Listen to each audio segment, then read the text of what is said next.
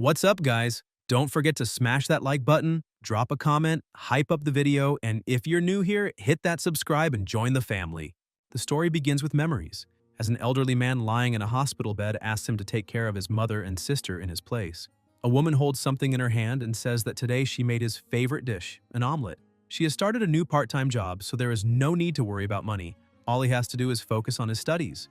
The child comments that the candy is very good. At school, someone steps on his food and says that Shuichi really dared to show his face there. People beat him and say that a weakling like him, trying to play the hero for some girl, is 100 years too early. A girl tells him that he should not anger them or worry about her, just take care of himself. A truck keeps moving until the boy realizes too late and is run over. The protagonist, lying on the ground and gravely injured, wonders if he's going to lose his life and can only think of his mother, wishing that she would forgive him for not being able to protect her. Shuichi thinks that if there is a next life, he swears that he will protect those he loves with his own hands.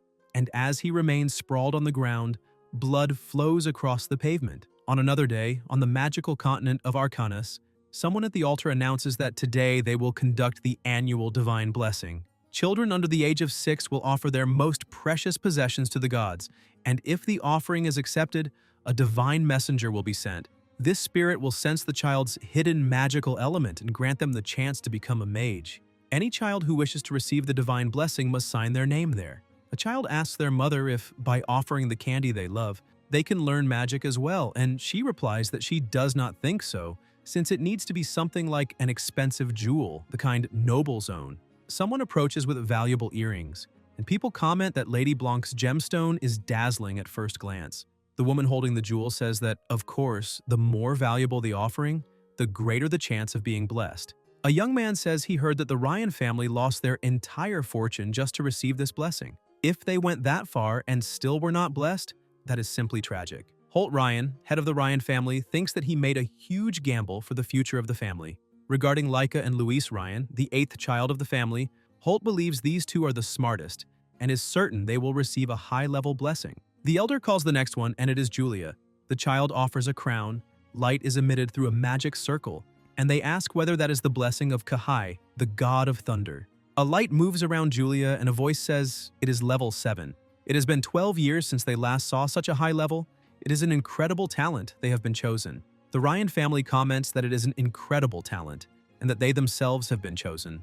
Julia remains standing at the center of the magic circle, but she notices something and becomes confused.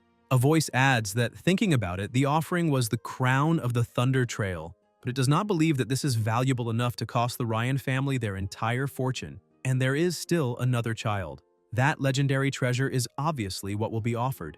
Ryan straightens his son's clothes and says that he is next. The subordinate opens the box and Lucas takes out a weapon. People look on in shock as they see demonic energy emanating from the sword and ask whether it is the progenitor of magic, Vulcanus, the god of fire. Julia cheers for her brother and tells him to do his best. The elder watches and thinks that to offer something so valuable, the head of the family is truly betting everything he owns on that boy. A light envelops the sword, the sky changes color, and people say they have never seen anything like it. The head of the Ryan family wonders if that is the maximum possible level, level 9. An extremely powerful energy erupts around the boy, the sword begins to float, and above Lucas's hand, intense flames appear and climb up his body. The sword begins to disintegrate, and after that, still in the same place, the sky returns to normal. A voice asks whether the blessing has ended and where the divine spirit is, and people say to look at the altar. Lucas is still floating, wrapped in energy until something falls and the child falls with it. Julia cries intensely and runs toward him with the family. The parents ask him to wake up and ask how that happened. The elder states that the god rejected him and that Lucas was abandoned by the progenitor of magic. A butterfly passes by. In the realm of volcanoes, voices call him cursed and question how the Ryan family dared to offer the very power that nearly destroyed him. That blade still carries the mark of when it struck him, and he will never forgive this. A floating miniature exhales smoke, and the god of 10,000 flames says they should be grateful that he merely burned that child's soul into ashes.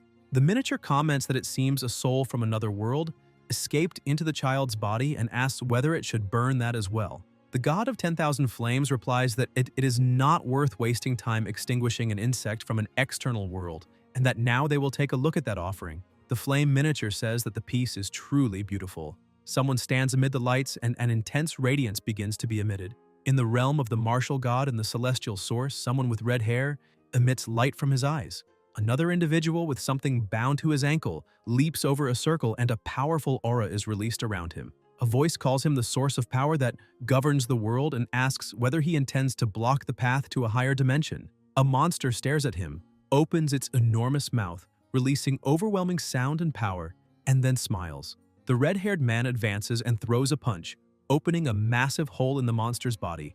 Then an even more terrifying power is released, and the red-haired man remains standing as he completely destroys the enemy before him. A light appears in front of him, the red-haired man smiles, and a voice comments that that source of power is nothing special. The red-haired man notices another light shining, calls it Lord Martial God, and asks the accompanying spirit why he is being obstructed, saying that he feels his former partner Reku has just been destroyed. He questions what the hell is happening on the continent of Arcanus, and recalls that 1,000 years ago martial arts were superior to magic, asking whether now that damned fire god Vulcanus is the one being worshipped. The fairy replies that if he were not so obsessed with martial arts, that pathetic little god would never have gone so wildly out of control. The red-haired man says that even without her saying it, spreading the path of martial arts is already a burden heavy enough for him. Flames ignite, and the fairy states that she has no interest in nurturing him, but has the duty to pass the path onward, saying that a tiny being like him must devote himself constantly to training. A voice echoes, thinking that he can hear it, and wonders whether he has not just lost his life, and what that is. Several men are gathered around, looking at someone's face. The boy remains expressionless, and the men say that his name is Mars, the martial god, and that he will grant him the blessing of the martial god. The child is lying on the bed, still somewhat disoriented.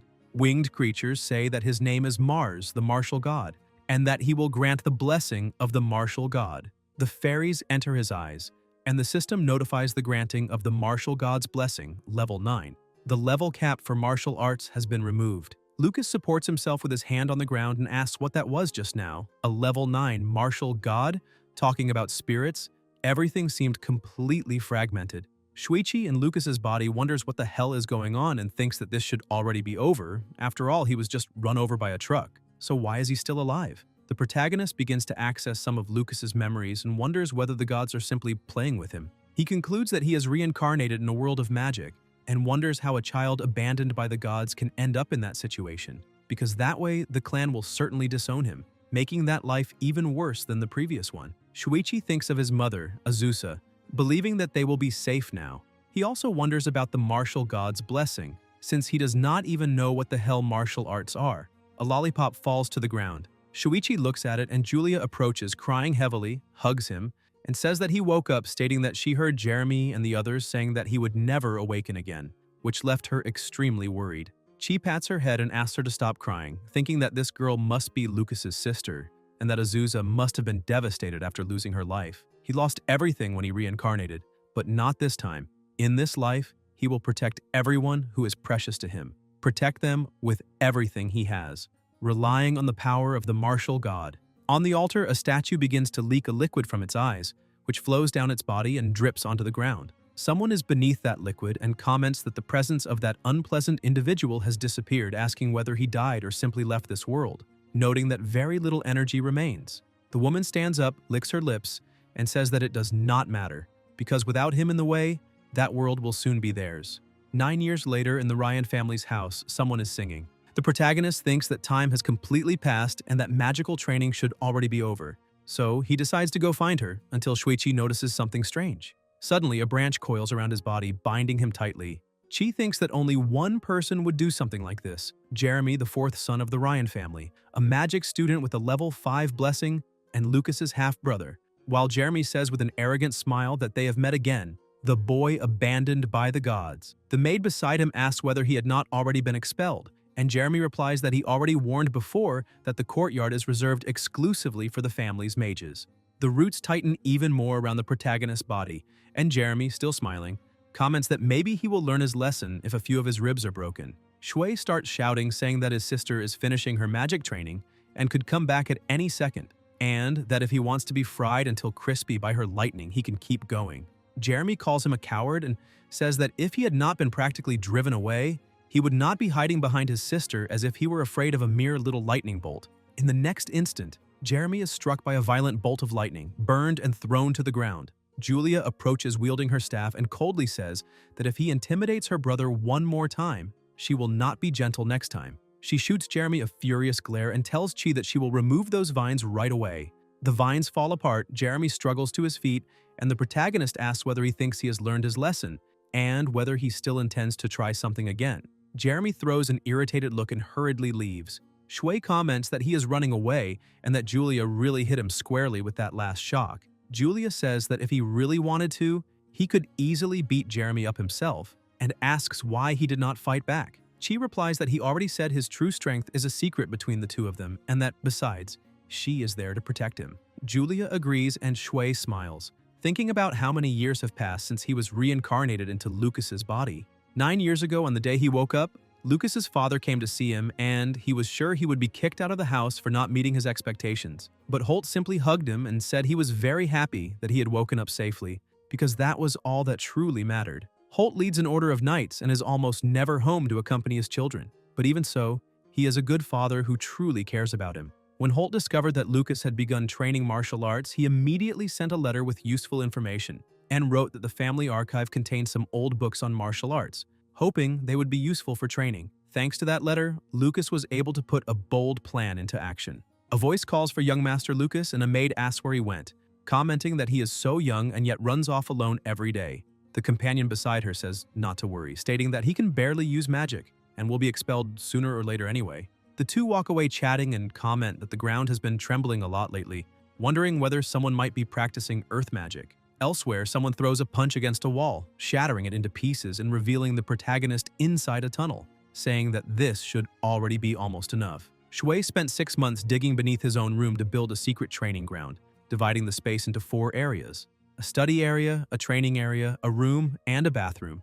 Chi spent almost all his money on equipment for the other areas and decided that a cheap bathtub would be enough. And since finishing the training ground, he has trained down there every day in absolute secrecy. In the present time, the protagonist is in the now improved location, tossing something into a bucket. Shui enters and feels relieved, thinking that taking a medicinal bath is the most efficient way to train martial arts. 3 years have passed since he began training based on a book found in the archive called The Chaotic Tempering Technique, and now no magic attack of level 5 or lower can even leave him scratched. His defense has finally begun to take shape, and as for offense, Chi steps closer holding the sword, draws it from its sheath, and executes extremely fast and precise movements.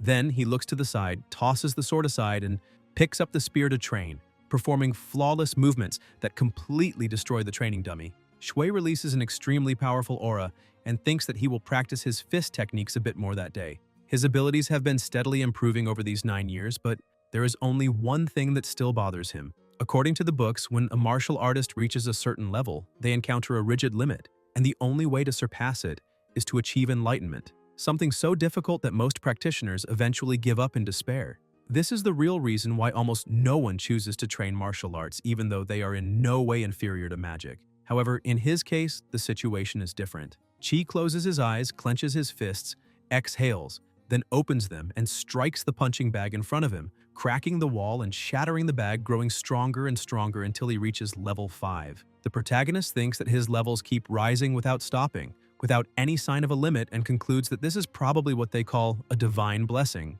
Shui looks at the clock and realizes he is right.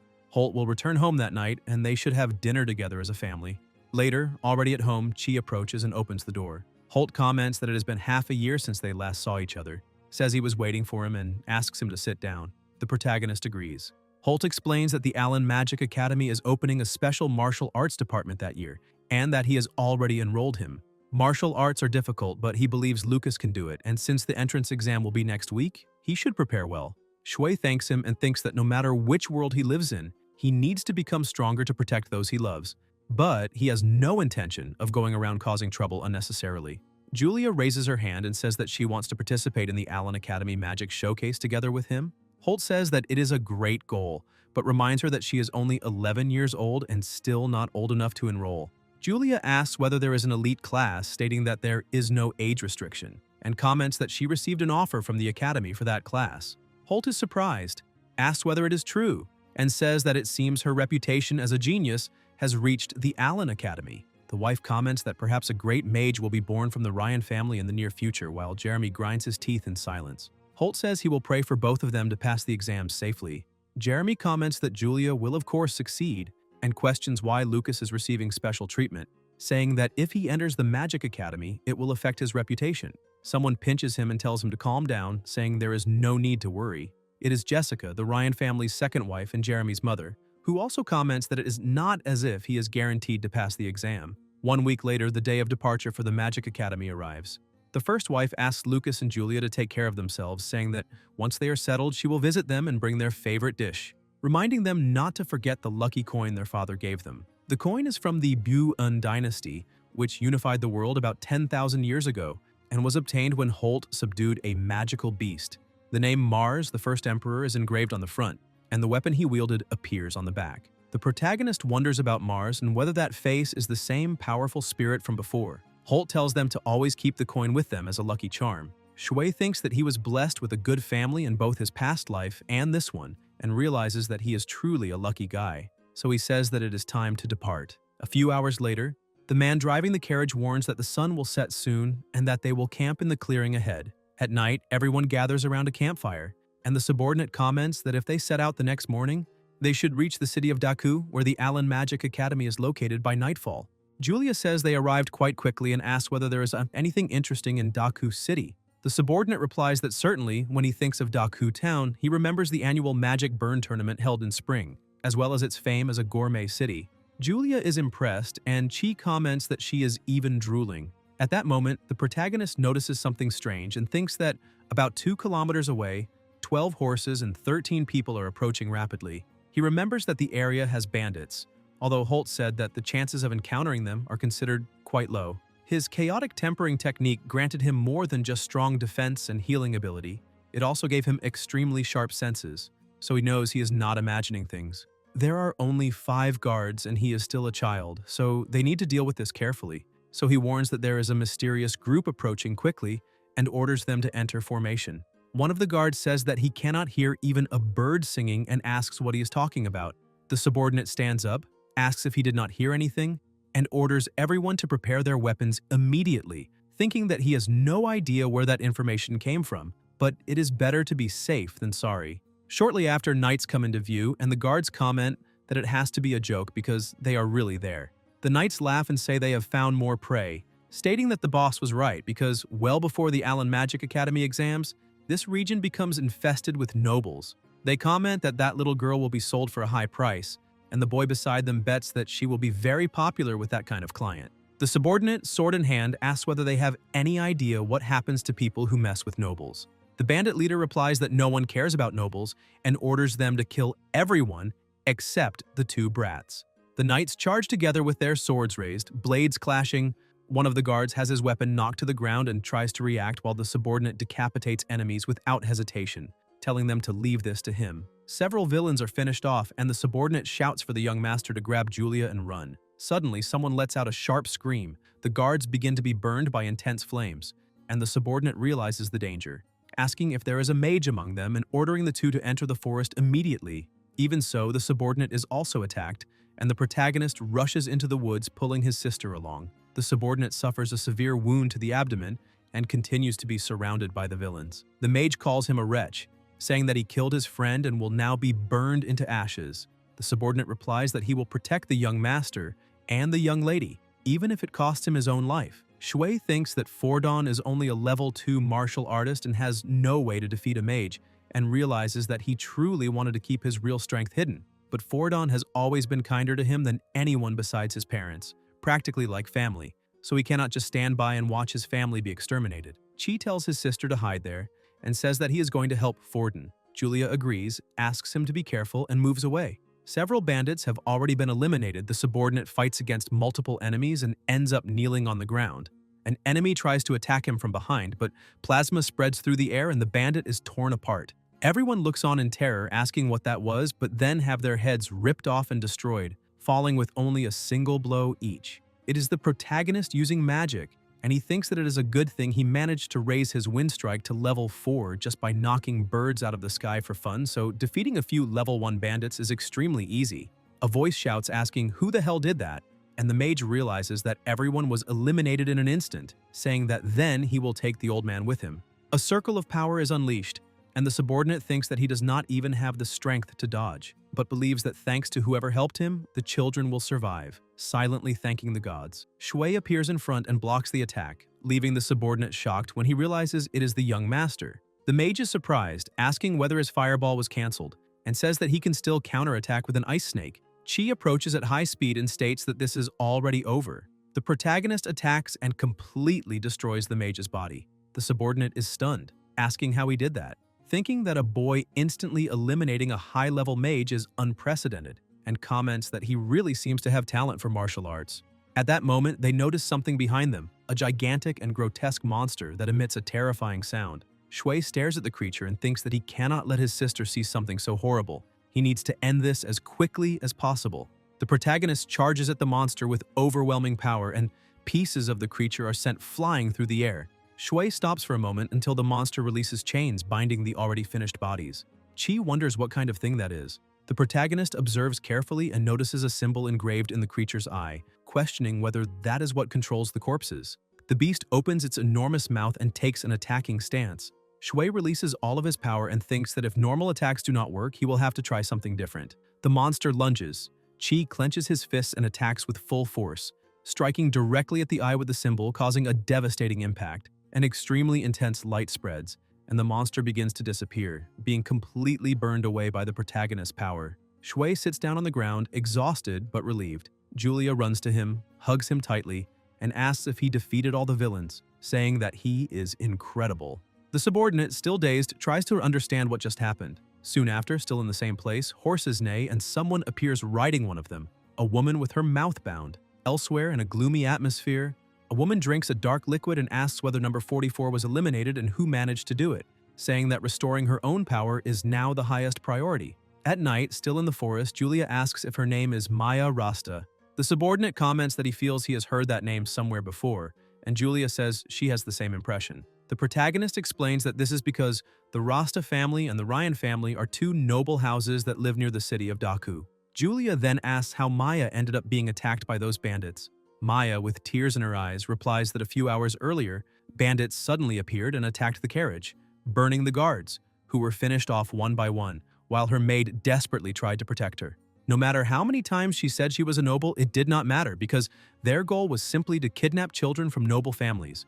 Julia says that now everything is fine, since all the bandits were defeated. Shui watches the two of them, and later, still in the same place, Chi comments that they have already gone to rest and asks the subordinate what he thought about what Maya said earlier. The subordinate replies that it indicates the bandits are professionals, and that they have most likely been targeting the sons and daughters of nobles for quite some time. The protagonist adds that they were also capable of using magic, and that strange power to control the fallen.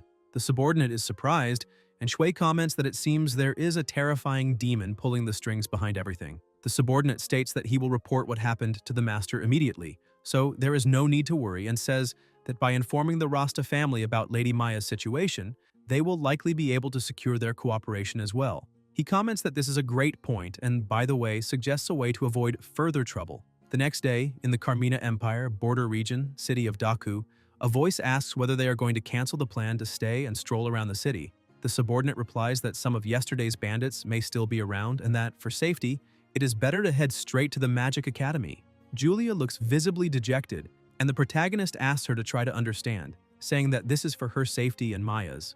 Maya agrees, and Julia lowers her head. Shui smiles and says that she wants to go to the city's gourmet street and that when they pass by later, he will buy everything she wants to eat. Julia immediately perks up upon hearing this. Maya comments that the two get along very well, and the subordinate announces that they have already entered the city, asking whether they would like to open the window to look outside. They open the window and observe the beautiful city, extremely bustling, the largest after the imperial capital. Maya says it is very lively. Julia watches everything with enthusiasm, and she thinks that it really is like that. The atmosphere of that city is very similar to the city he lived in during his past life. The two watch clowns and sweets. The protagonist buys some for them, and both eat happily. Shui smiles at the scene. After that, the horse stops moving, and the subordinate says that this is as far as he can take them. Chi says not to worry, stating that he will protect his sister. Julia replies that she will protect him as well. The protagonist says that he is counting on her, and the subordinate is moved when he sees the two of them. Maya wonders if he really has a little sister to protect him, and thinks that he is an interesting boy. The The subordinate watches as they walk away. Rasta thinks that the two are very kind, is happy to have met them, and smiles. A little earlier, the subordinate had told Shui that he now remembered that Maya had once been his fiancée.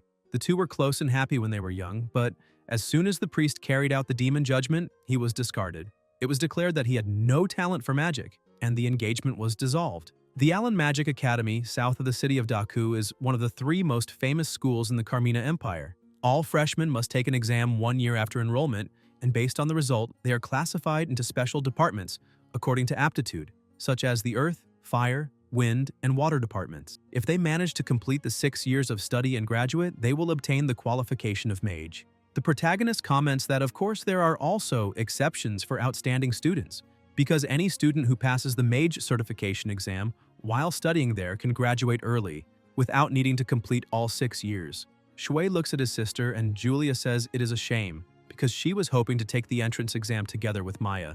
Chi thinks that Maya already took the exam early in the morning, accompanied by her family, and now that she is with them, she should no longer be in danger. He says that if everyone passes, they will be classmates, and will be able to see her every day.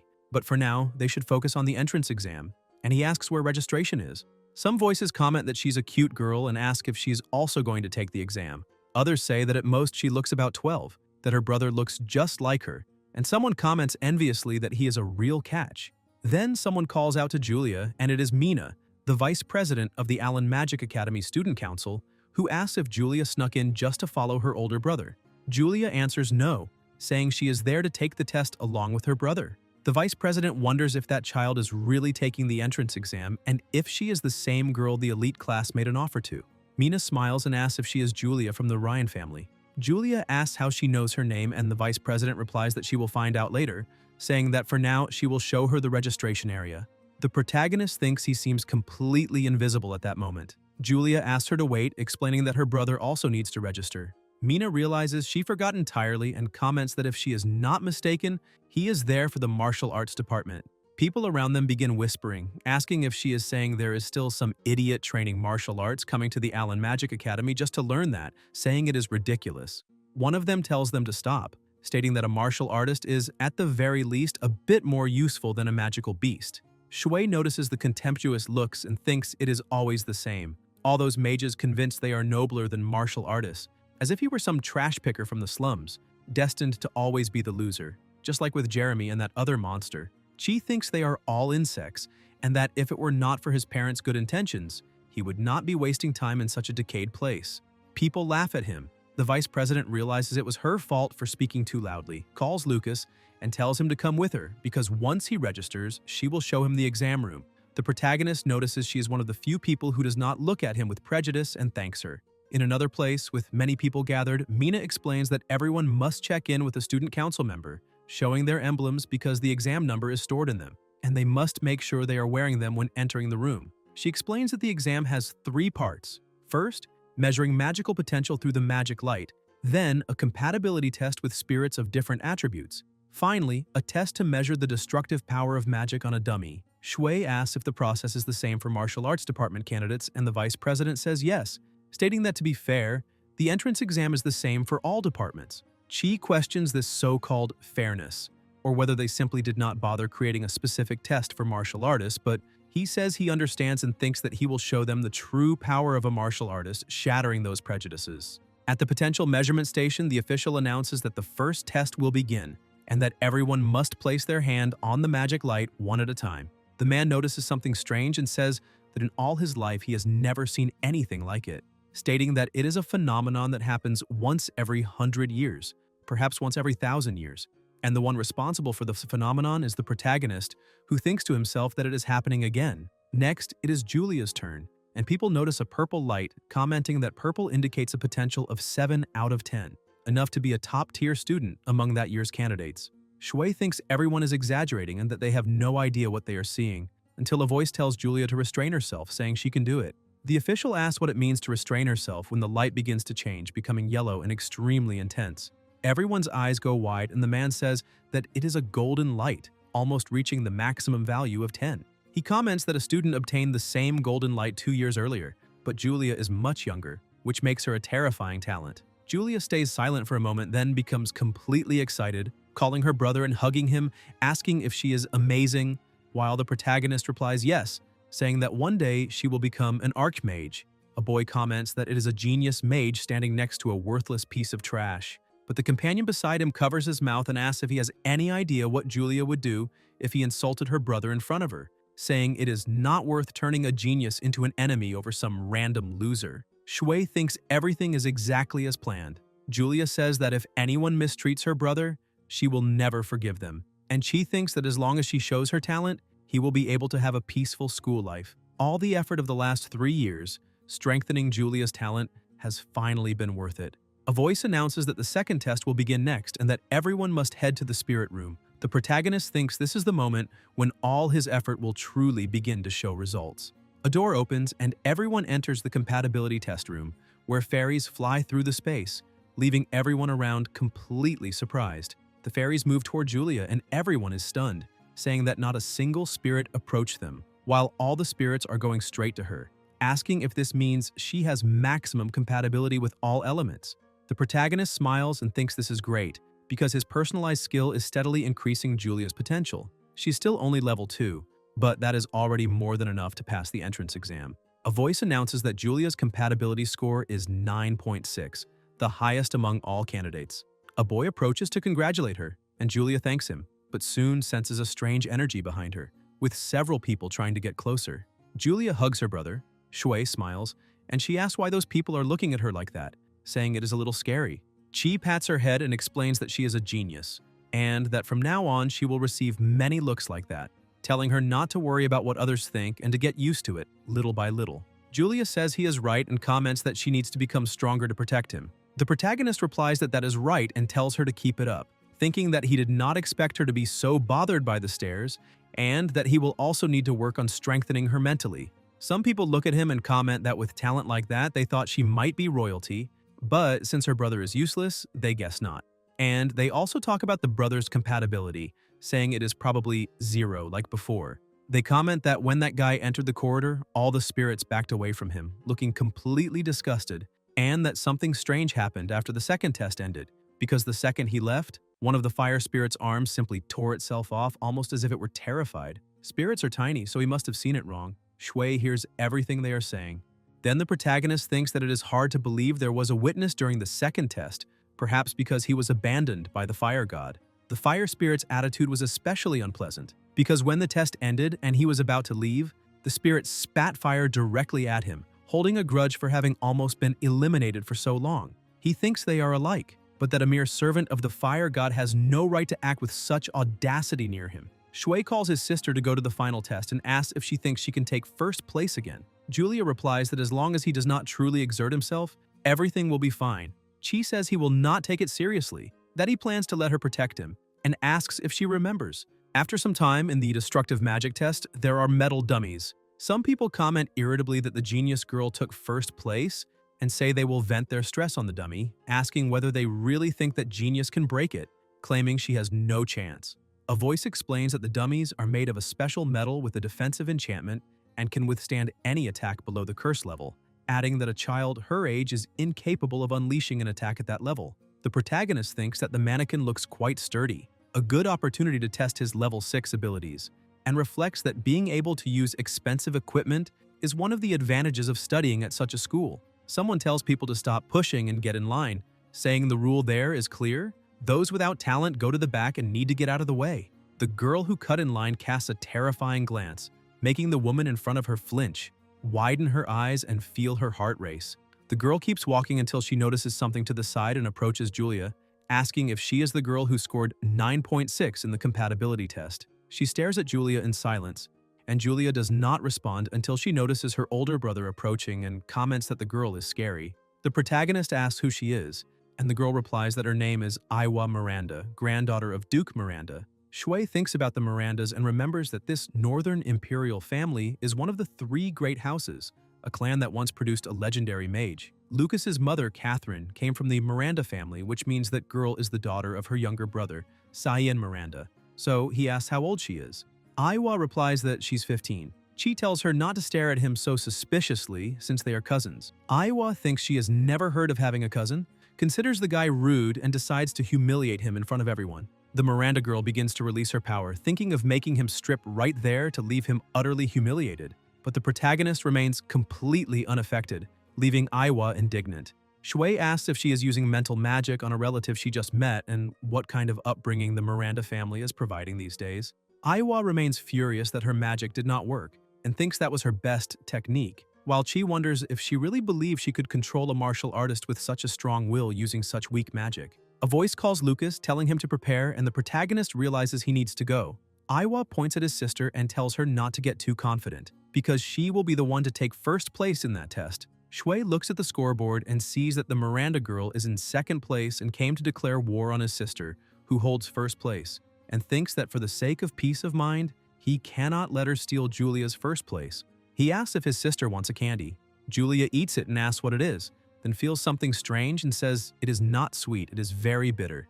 Chi apologizes and explains that it is a special magic potion made from rare ingredients, that she will feel the effects soon, and that he will improve the taste later because now he needs to go. Julia says he said the same thing last time and that she does not believe him anymore. The protagonist runs off to take the test. The examiner tells him to attack the mannequin with all his magical power, that they will evaluate the destructive power and give a final score, and tells him he may begin. Shui replies that he cannot use magic. The examiner is confused and Chi asks if he can simply punch the dummy. People comment that the guy is going to take the destruction test by punching the mannequin, call him an idiot, and say he will probably break his hand, but then quickly cover their mouths, remembering that his sister is a genius mage standing nearby. Julia thinks that if her brother had not asked her to behave at school, she would have already kicked their asses.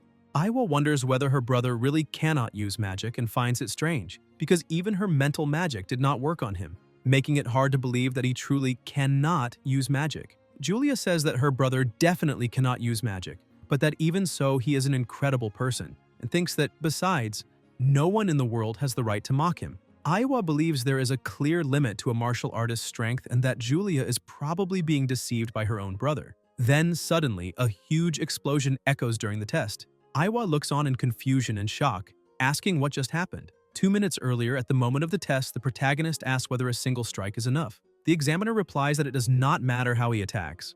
Shui says he understands and that he will attack, thinking that his martial arts ability grows exponentially every 3 levels, and that his strongest technique, Flash, received an absurd speed boost at level 2. Now that he has reached level 6, its power should be on a completely different tier. Chi moves in an instant, rushes at the dummy, and at the moment of impact sends it flying, causing a violent shock that completely destroys it.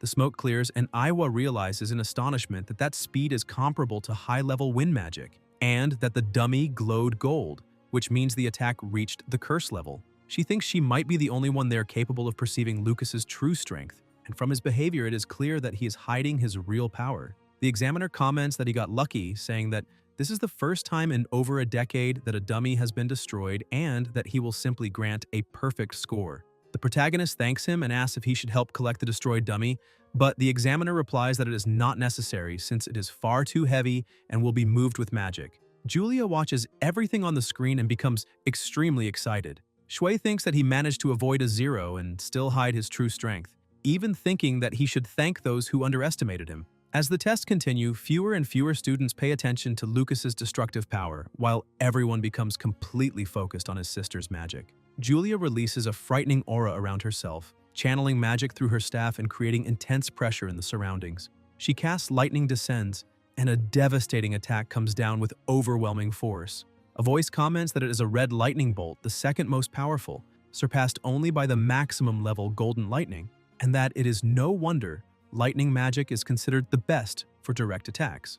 They say it is unbelievable that this is the power of an honor student and that they would be satisfied if they could reach something like this by the time they graduate. Some comment that just watching makes their bodies tingle, unable to remain standing. Julia receives 9.5 points. After that, she leaves the arena and runs to her brother, saying that she used Lightning Descends and that a red lightning bolt simply fell from nowhere, leaving her completely frightened. Before that, even giving it her all, she could only conjure purple lightning, and that attack even made her own body feel more active than normal, which was strange. The protagonist only smiles, thinking that he gave her a potion capable of temporarily increasing magical power, but decides not to tell her that. In this world, both mages and martial artists have their own crafting methods. Mages brew potions, while martial artists refine elixirs.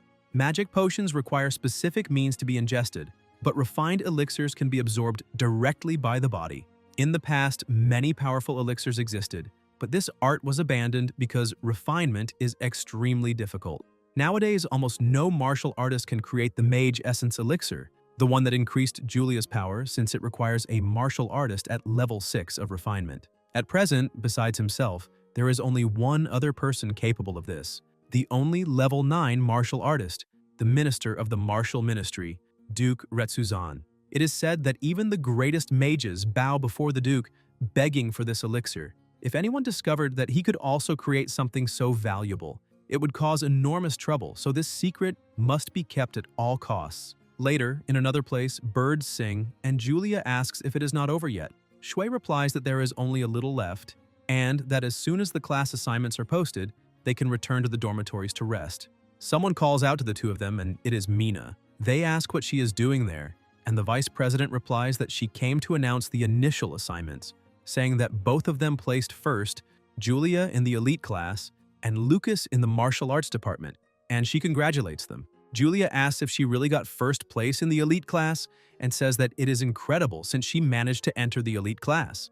Chi says that she is amazing and comments that he is counting on her. Mina asks if there is any department she would like to enter next year. Julia asks about the departments, and the vice president explains that there are 5 special departments: Earth, Fire, Wind, Water, and the Special Department. 1 year after enrollment, all students go through tests and are assigned to a suitable department. Julia asks if, based on her attributes, she would fit into the Wind Department, and Mina replies that it is perfect, saying she will be waiting for her in the Wind Department. The protagonist thinks that she is already working hard to identify talented people. The vice president says she will take Julia to the girls' dormitory. Julia says goodbye to her brother, and Shui tells her to take good care of herself, thinking that he himself will probably head to the martial arts department. People look at the scoreboard and comment that among that generation's freshmen, first place belongs to Julia, exactly as expected. All the other freshmen look like mere extras compared to that genius, which is unfortunate for them. Aiwa watches in silence and thinks that she lost by only a little, swearing that one day she will take first place and that the two siblings should wait for that day. Elsewhere, the protagonist thinks to himself that he already knew the martial arts department was not exactly a priority for the academy, and wonders whether people can really live there since the place looks like it is about to collapse. The building in front of him is old and dirty. Shui enters and thinks that at least a place like that will be quiet and that he will finally be able to have the peaceful school life he always wanted. A young man approaches and asks if he is Lucas, the student who took first place in the martial arts department. He says his name is Kai Taroi, that he is also part of the same department, and that it is a pleasure to meet him. The protagonist greets him and keeps walking. Kai asks if it is true that he punched the mannequin and sent it flying, saying that it was incredible, and Shui replies that it was just luck. An elderly man appears and says that his room is on the 2nd floor, handing him the key. Taroi comments that they will be in the same room. The two walk down the corridor looking for the room and see other people there. When they open the door, a boy introduces himself as Collins and says it seems they will be roommates from that day on, while the companion beside him comments that he looks smart and pleasant. Kai looks around, clearly frustrated, and asks what the hell that room is. Taroi covers his nose and says it is worse than a pigsty, asking if he really has to stay in a filthy room like that. Some people look at Lucas and think that he is handsome and clearly a germaphobe. Kai raises his hand and says he will give that coin to whoever cleans the room. Collins and his partner immediately start cleaning, and the protagonist thinks that this is typical of the heir of one of the 3 great noble families of the imperial capital after all. It is not like he himself would be forced to live in a dump like that. Taroi comments that this is the famous Allen Magic Academy, and that he is sure the living conditions will improve over time, and Shui agrees. Kai says that it looks more like a cell until a spider almost lands on his shoulder. Taroi is startled and moves quickly, saying that if he keeps complaining like that, the student council might end up dragging him away. A voice praises the good work. Shortly after, still in the same place, the room is completely clean. Kai hands over the reward and says that from now on, as roommates, he will protect them. They take the reward, and Chi thinks that, although he is arrogant, he cannot bring himself to hate him. An elderly man enters the room and says he came to deliver the uniforms. The entrance ceremony is about to begin in the hall, so everyone needs to change and go there. Taroi complains about the uniforms, saying they are bad and torn, and that if he wears that, he will look like a vagrant. Collins and his partner think they are not that bad. The protagonist says this will be explained at the entrance ceremony, but comments that he heard the school has a request system and that if they ask for better treatment, they might even agree to change the uniform. Kai tells everyone to hurry to the hall and Shui thinks he is quite naive. In the hall, after changing into the uniforms, they enter, and she notices that the place is packed. Collins comments that the hall is very elegant, while Taroy says that compared to his house, it is nothing. The protagonist looks around for his sister and Kai asks if he is looking for her, explaining that the elite class sits in the front and that their uniforms are on a completely different level. The martial arts department is seated farther back, so if he wants to say hello to his sister, it is better to do it now. Shui says it is fine and that they should just go to their seats, thinking that the uniform looks even better on his sister. A voice comments that those seats are far too distant and questions whether only the martial arts department is being discriminated against. Chi sits down and notices something beside him. The candles light up and someone on the stage releases an impressive power through his hand. His fire molding level is 6, and the young man wreathed in flames says that everyone should feel honored, because on that day he himself, the president of the student council and future great mage, the one and only Theodoro Folamel, will present the school's point system. People comment that he is incredible, that his aura is oppressive, a level 6 mage even before graduation, a true genius, making hearts race. The president explains that at that academy, the point system is the foundation of almost everything. Magical skills and rare books, tamed magical beasts and precious materials, even the guidance of great masters, any imaginable learning resource can be obtained using points. There are many ways to earn them, but points obtained from common jobs are extremely low, only 1 to 5 per hour. It is far more efficient to participate in department events, and for senior students to guide freshmen, that moment was an excellent opportunity to earn points. The protagonist thinks that this is what it was all about. Theodoro adds that, in addition, by becoming a member of the student council, one receives a stable monthly income of points. And finally, although it involves some risk, there is also monster hunting. Behind the school lies the magical Beast Mountain Range, famous for being infested with such creatures. By hunting them and turning in the materials, students receive a corresponding amount of points. Shui thinks about the magical Beast Mountain Range and wonders if that is not practically a training ground made to measure for him. A few hours later, already in the room, the candle goes out. The protagonist leaps out the window and thinks that, thanks to the tranquility incense, his roommates are sleeping deeply and that he can finally head to the magical Beast Mountain Range. The martial arts department building is at the back of the campus, and right behind the dormitory is already that dangerous region, making Shui wonder what it means that the magical Beast Mountains are so close. Chi crouches and leaps, moving rapidly through the air. He approaches a monster, grabs the horn of a beast, and hurls it away, causing a massive impact and ripping the horn from the creature. Shui comments that it is a black-horned giant frog whose horns are poisonous and widely used in the preparation of magic potions, and should yield a good amount of points. Chi thinks that he heard the Allen Magic Academy has some legendary martial arts books in its archives and that he needs to accumulate enough points to obtain the skill said to have been used by the martial god himself. It is not the time yet, so he first needs to locate more monsters. The protagonist activates his ocular ability and observes the surroundings. Detecting a level 1 rat, Shui immediately rushes toward it and eliminates it. Next, Chi defeats a level 2 bat and then a level 3 panther with violent blows. The protagonist comments that it was a great haul, obtaining useful materials to refine elixirs and items that can be exchanged for points. But even so, everything is strangely quiet, with almost no traces of other magical beasts. Shui wonders if this means that a powerful being is living nearby.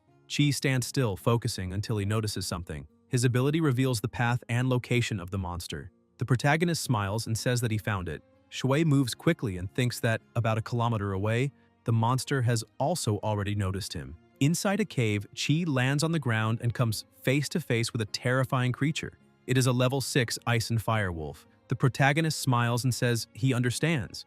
It makes sense for it to be so territorial. The wolf roars. Shui clenches his fists and charges. The beast releases its ability, freezing his hand, and seems to smile arrogantly. Even with his fist frozen, Chi strikes it with full force, shattering one of its teeth and sending it flying.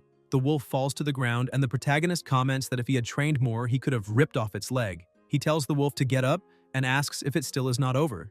The wolf rises and begins releasing flames, causing a violent explosion and a suffocating pressure all around. The attack is brutal.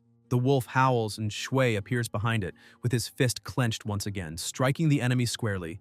The wolf spits plasma and is sent flying, crashing to the ground again.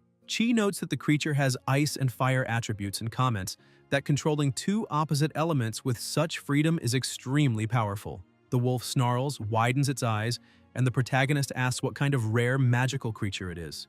The wolf reacts as it realizes he's getting closer and closer and begins releasing the energy of both attributes at the same time. Shui moves in, starts absorbing it, and wonders if what he is feeling is steam. The smoke dissipates, the wolf gets up again and tries to flee. Qi moves in an instant and says he will not let it escape. The protagonist reaches out, grabs the wolf's tail, and slams it into the ground once more. Shui thinks fighting a magical beast of that caliber is perfect, and that this thing must be worth an absurd amount of points. The wolf seizes a moment of distraction and attacks him, slamming him into the wall. Qi steadies himself and takes an attacking stance. The wolf begins releasing flames continuously. The protagonist dodges, but the creature presses on, forcing him to duck. Shui counters with a heavy strike, triggering an explosion, clenches his fist, and begins throwing consecutive blows without giving it room to react. The wolf raises its paws, lifts itself up, and opens its mouth, releasing two spheres formed by its two attributes.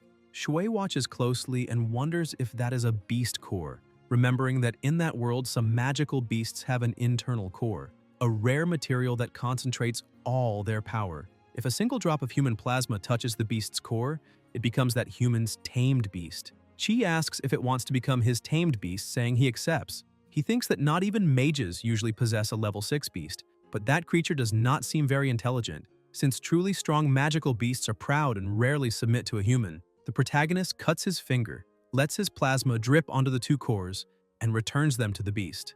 The wolf swallows them. Soon after, someone calls him master. Shui is confused and looks around until the wolf says it was him who spoke. Qi realizes he can understand what it says and replies that from now on he will call it Ul. He wonders if that means that territory belongs to Ul and now also to him, and whether it has any good loot accumulated from hunting. The wolf senses something, approaches, and says its treasure is over there, then starts walking, indicating the way. The protagonist smells something strange and notices a complete hide from a level 6 magical beast, bones from an iron snake ape, and even gemstones, realizing it is a true treasure. The wolf asks what he is doing because that treasure has been there for a long time. Shui looks more closely and thinks that all the beast cores there are level 3 or higher, with even 2 level 6 cores.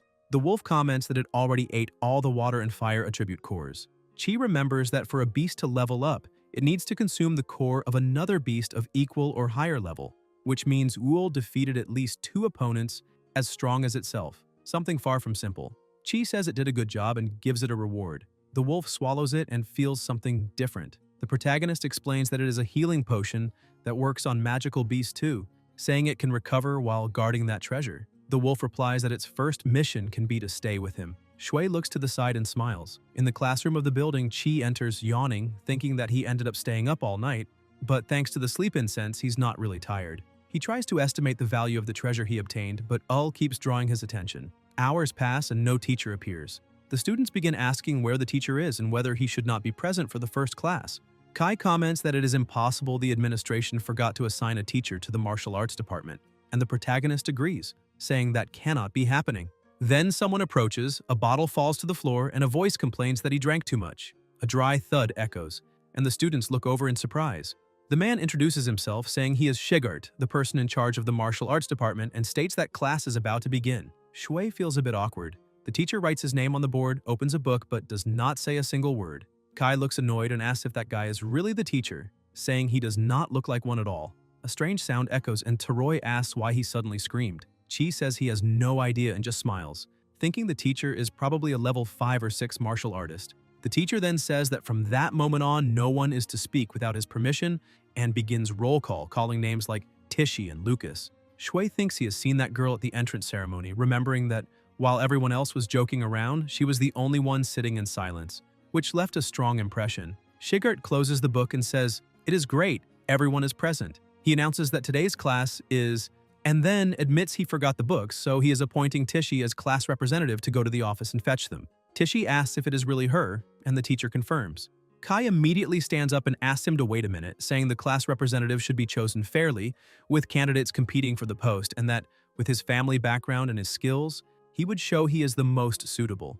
Teroi is struck before he can finish, and Shigart asks whether he did not say no one should speak without his permission. He adds that once the books are distributed, everyone is to study on their own for the rest of the day. Tishy replies that she understands and thinks she just passed the entrance exam and has already been chosen as class representative, so she needs to take advantage of this chance to change her fate. Kai, with a bump on his head, complains that that bastard is abusive. The protagonist comments that there is definitely something strange about him. Taroi suggests they complain to the school administration to get him fired, and Shui observes that from the way he shifts his weight, he likely suffered a serious injury in the past, wondering how strong he was before he got hurt.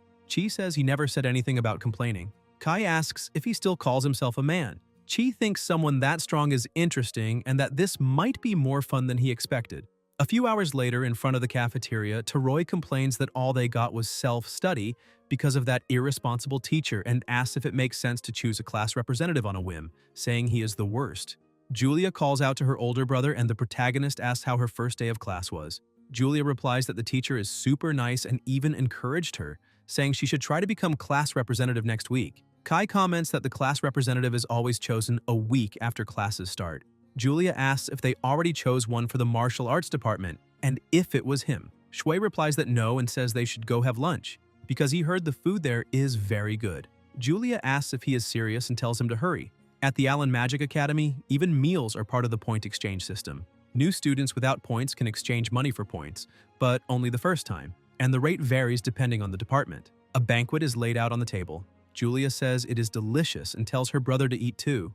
Kai smiles and thinks that the two of them paid 1 coin, so it makes no sense for the elite class to get 100 points, while the martial arts department receives only 10, thinking it is complete nonsense. The secretary tells a student that the martial arts department rate is 10 points, and that if he has a problem with that, he should leave. Taroi thinks that even the teachers openly discriminate against students from the martial arts department. The staff member comments that it does not matter whether someone is noble or commoner, because students without talent only need to work hard and accumulate points. Kai thinks it seems he lost his human rights just by enrolling there. Julia gives him a delicious plate, and Taroi, moved, thinks she is a kind and sweet girl, while the protagonist thinks he is being a bit dramatic. Then someone approaches the cafeteria. Shui turns around and sees Maya, who says they have met again. Julia invites her to eat with them, but Maya replies that she already ate and thanks her, saying she baked some cookies to thank them for the other day and asks if she wants some. Julia takes one and thanks her.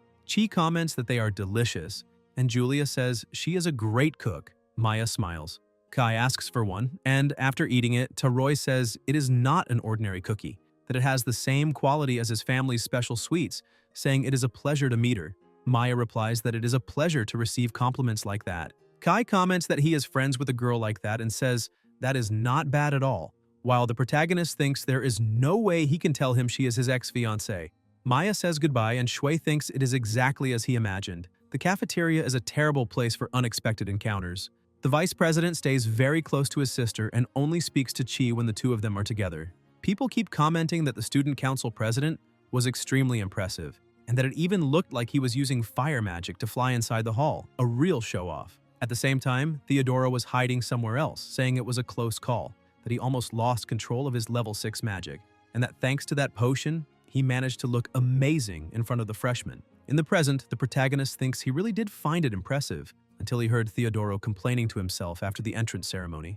Someone passes by and drops a bottle. Shui looks over and realizes it is the professor from his department, wondering where he is going. Shigart drinks excessively and staggers as he walks. In the meeting room, other professors comment that he arrived last again and say they thought taking over the martial arts department would make him change, but someone remarks that they cannot blame him, not after what happened. Shigart sits down, a female professor watches him silently, closes her eyes, and then someone slams a hand on the table saying that everyone is present, and the meeting will begin. The agenda of the day is the Magical Beast Domestication Tournament. In the Carmina Empire, which frequently suffers attacks from monster hordes, the ability to tame multiple beasts at the same time is considered essential, so it is tradition for all freshmen of the Alan Magic Academy to participate in the annual domestication tournament.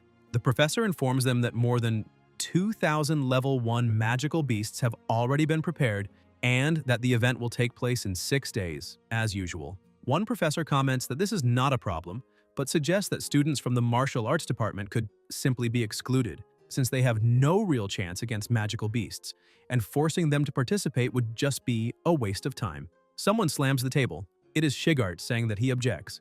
The other professor replies that he was only thinking about the students' well-being. The female professor states that as long as they are freshmen, martial arts students must be forced to participate.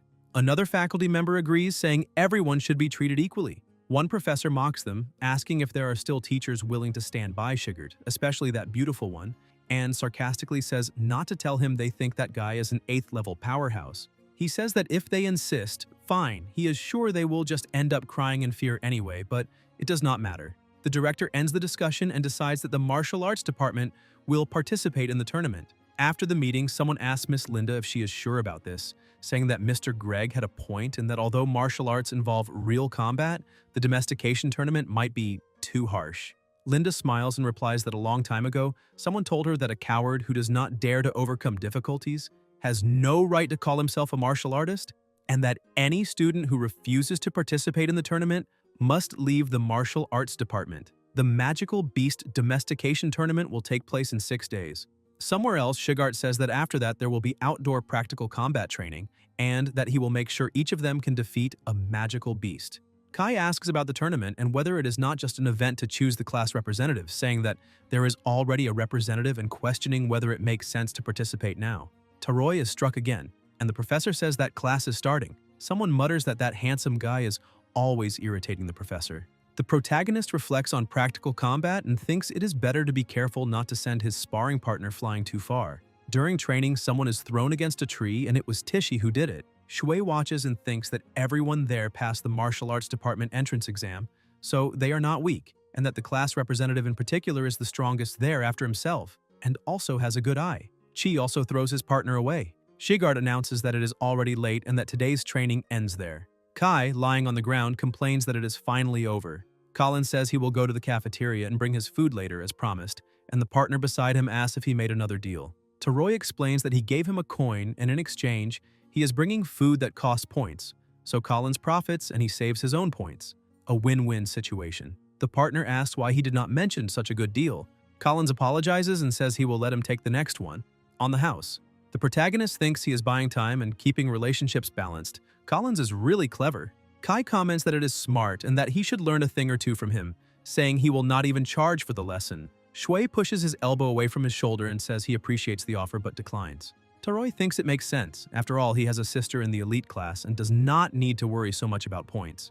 At night, somewhere else, Chi thinks Kai is completely mistaken, because even without his sister, he does not worry about food, since he just killed a magical beast and has the abundance of nature at his disposal. In a cave, meat is being roasted, and Shui thinks that if he did not have to accompany his sister back, he could use dinner time to continue training. That vice president had tried to get close to his sister again that day, so he could not lower his guard. If she showed the slightest sign of bad intentions, he would make her deeply regret it. The wolf approaches and starts drooling at the sight of the meat. The protagonist hands it over and thinks that, looking at him now, he is actually quite cute. Sharing food for free makes him realize that having a tamed beast is not so bad after all. He says that after eating, he will help him train and promises he will not hurt him. The wolf thinks it will not be that easy. Meanwhile, at the Ryan family estate, Catherine is sitting, restless and lost in thought. Someone approaches, touches her shoulder, and asks if she is thinking about the children again. Catherine replies that she cannot hide anything from him. Holt says their classes have probably already started and that if she misses them that much, she should go visit them. In any case, he needs to pass through Daku town for work and can take her along. Catherine thanks him and thinks she is very happy to be able to see the children. At Count Grindo's residence, several people are gathered wearing hoods and masks.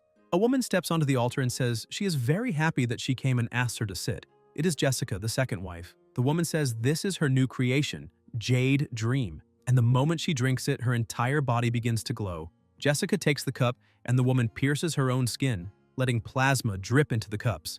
The hooded and masked people drink the plasma. The woman then removes her clothes and says that tonight's game will begin. Jessica watches but does not drink the plasma. Later, still in the same place, the woman asks if an 11-year-old girl destroyed the Black Wind group. Jessica replies that Julia received a level 7 blessing. The woman says she inherited talent from both Catherine and the Mirandas, that those families really do produce talents, but that a mere level 7 should not be capable of defeating them. She asks about her son, stating that he will bear no fruit, and declares that she wants to eliminate Catherine and make her daughter the Baroness. Jessica asks what she should do.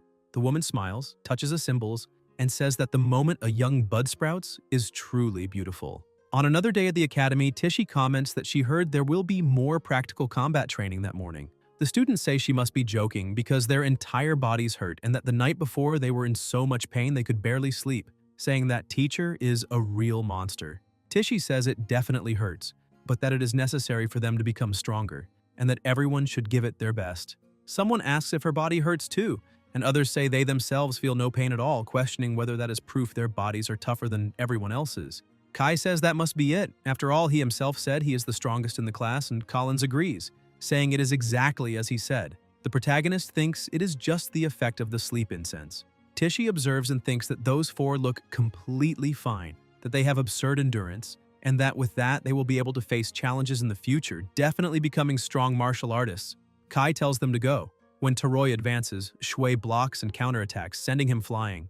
Chi advances, and the two start exchanging blows. Kai comments that he is not bad at all, and the protagonist replies that he is not either. Someone watches them from afar, and Shui senses a presence, realizing that someone is observing them. There is an old man at the top of the mountain, and Chi wonders if it is that old man. Taroi tries to attack him again, saying he left an opening, but the protagonist dodges effortlessly. Kai slams his face into the ground and tells him not to look away because they will fight until there is a winner. Shui replies that it is fine. The old man in the distance bursts into laughter. The vice president calls him Director Otani and says that if he is heading back to the library, he should find her there. The director replies that it is fine and that he will enjoy a calm walk back. He thinks that this is a fascinating young man who is hiding his true strength, and realizing that he cannot even fully assess Lucas's real abilities makes him decide that he will remember this name. Several hours later, the protagonist thinks that class has finally ended. The professor taught massage techniques, said they are important, and wanted everyone to learn them, so Shigert demonstrated the technique on Collins. Shui notices that the effect was incredible, as everyone's muscle fatigue disappeared completely. This way, they will quickly forget that only 4 of them were fine that morning, and now it is time to move forward with the new training ground. The first step will be to buy the necessary materials. The magical materials shop of the Allen Magic Academy, one of the 3 great academies of the Empire, has a huge variety of rare products that are not available to ordinary people. The place is enormous, almost like a shopping mall, and as everywhere else in the academy, everything must be paid for with points. The high-quality training dummies offer excellent options, but the prices are absurd, making it seem easy to spend 1,000 points per month there. Julia earns many points, but he knows he cannot keep relying on her. Today's plan is to buy the magical potion to mix into the bathtub. Next time, he will exchange the materials he stored in Ull's cave for points. At one of the counters, someone is sleeping until a bag is placed on the table and the clerk wakes up. The protagonist says he wants that, and the clerk replies that it will cost 5 points. She swipes the card, looks at his uniform, and thinks he is a student from the martial arts department, remembering that those useless students only receive 10 initial points, so he is spending half of them at once. She confirms the payment of 5 points and thanks him. Then she asks if he really knows how to use all of that and comments that he will regret it if he wastes points like this. Shui replies that he thinks this still will not be enough, so he will probably come back to buy more. The clerk thinks they do not even have potion classes and wonders how a martial arts student could use this kind of item, concluding that this is why she hates dealing with nobles. Later, in a cave, Chi is inside the bathtub and thinks that just because the ingredients are mixed into the water does not mean the medicinal effect disappears. Still, it feels wasteful to throw it all away, but it's not like he can force someone to drink bathwater. A monster watches with its mouth open. The protagonist gets out of the tub, satisfied, and thinks it was great, deciding that he will gather some materials to exchange for points. He does not want to stand out, so he will only use common level 2 materials. Then Shui notices something strange and sees the wolf drinking the bathwater. He asks what the wolf is doing and whether it drank all the water. The wolf lowers its head. Chi says it is fine because that will also strengthen its body. The wolf thanks him and says it also wants meat, and the protagonist thinks that this even solves the problem of wasting bathwater. After that, Shui continues collecting materials and plans to exchange them for points over 3 days, outside peak hours. For now, he hides them near the dormitories and plans to discreetly carry them to the cave that night. The clerk observes the weight and asks if he wants magical help to carry them. Chi replies that it is fine and that he can handle it himself. The clerk thanks him and comments that he is a blessed child. Chi thinks she believes these materials came from his family, and that it helps that people simply make assumptions, especially with the magical beast domestication tournament approaching. The next day, Shigart asks if they are really taking training seriously and reminds them that the tournament is tomorrow, saying they should not treat it lightly just because they hate training. If they do not want to participate, they should quit and go home. Shigart criticizes Kai for lifting his leg too high and leaving himself completely exposed, asks what kind of weak punch that was, and says he would not even be able to beat a girl like that. Taroi responds that he already beat his 3 classmates. Kai is hit once again since the professor always strikes right between the eyes. Shigart asks if the three of them are saying they lost to him, and they all confirm it. The professor thinks that this is what makes noble brats so unbearable and announces that Tichy will pair up with Kai. The two step forward, and Taroi declares that he will not hold back, saying he will prove with his skills who is more suitable to be class representative. Tichy tells him to go ahead.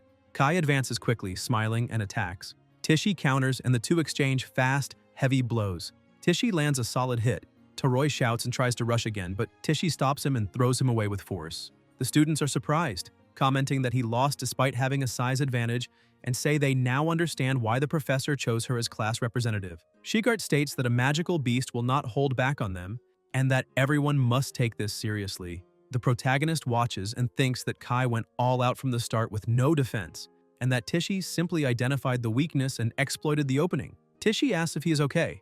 The professor notices that Kai looks irritated and tells everyone to pay attention, saying that tomorrow each of them must tame at least one magical beast. If they fail, they will be expelled from the martial arts department. This is the last training session of the day with full force sparring until nightfall. Kai tries to say something, but Shui comments that his defense is a complete mess, and that if he can fix that bad habit and learn to aim for the opponent's weaknesses, he will be fine.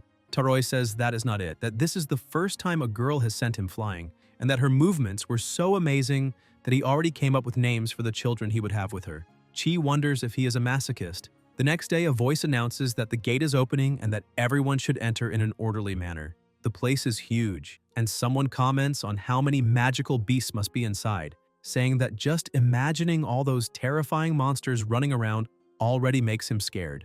A boy asks whether the martial arts department will be in the same area as them, and his partner replies that they will just be destroyed immediately, questioning why they even bothered to enter. Shigart says that if he has time to waste on useless thoughts, he should use it to memorize the tournament rules. Someone crosses their legs, and the protagonist thinks he never imagined that old man would actually defend the martial arts students. Shui senses a presence. Kai comments that he is starting to feel nervous, and she replies that if he wants to be fine, he should pretend the magical beasts are the professor. Taroi imagines punching the professor in the face, and in a low voice, the protagonist says they are so weak that it is enough to imagine beating up the professor. Kai says that is a great idea and that he is already getting excited. Shigart thinks he can hear every word they are saying. Shui states that a low-level magical beast cannot break his defense if he concentrates properly, and Taroi assures that he will not make the same mistake again. The professor thinks that Lucas gives some fairly decent advice. On the big screen, a man appears explaining that in this tournament, those who tame 10 magical beasts will receive a perfect score, while those who kill a beast will have points deducted accordingly. The time limit is 10 minutes, and if anyone gets injured, they must immediately call a professor outside the barrier. He announces that the tournament begins now and that the first group of competitors should enter. Julia walks in and asks if that is a spatial barrier, saying that now she understands, because she was wondering how 50 magical beasts could fit inside such a small cabin. Ahead, monsters appear. Julia releases her magic and comments that she thinks the others are all at the back of the cabin, while she chooses a magical beast that looks cute. Lightning strikes are fired at the creature. The instructor explains that the magical beasts used in the domestication tournament have been coated with a special potion, and that when a beast submits, vibrant smoke rises from its body, allowing the professors outside the barrier to monitor the situation through magic circles and evaluate each student's progress. A signal sounds, and the examiner announces that Location 5 has completed the mission and that the test has ended. Julia exits the testing area. Professor Linda is waiting for her and says that finishing in just 3 minutes is impressive. Julia thanks her and says that she wants to check on how her brother is doing, asking where the martial arts department area is.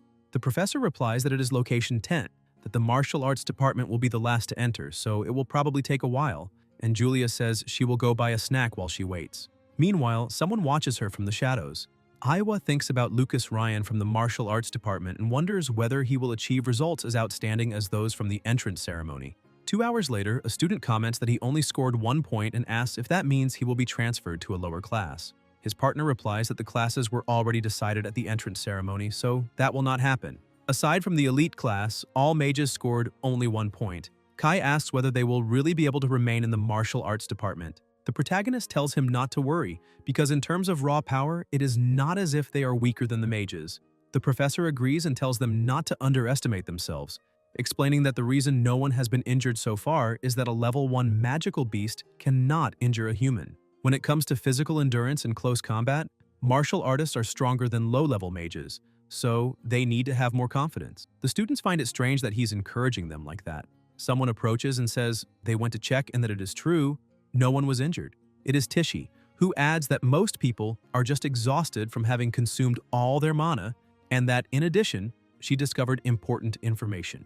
It seems they are using barriers to restrict the beast's movement for safety, preventing students from being surrounded. So if they feel they cannot win, they can just run away and look for a weaker beast. As long as they manage their energy well and take the tournament seriously, everyone should be able to get a good score.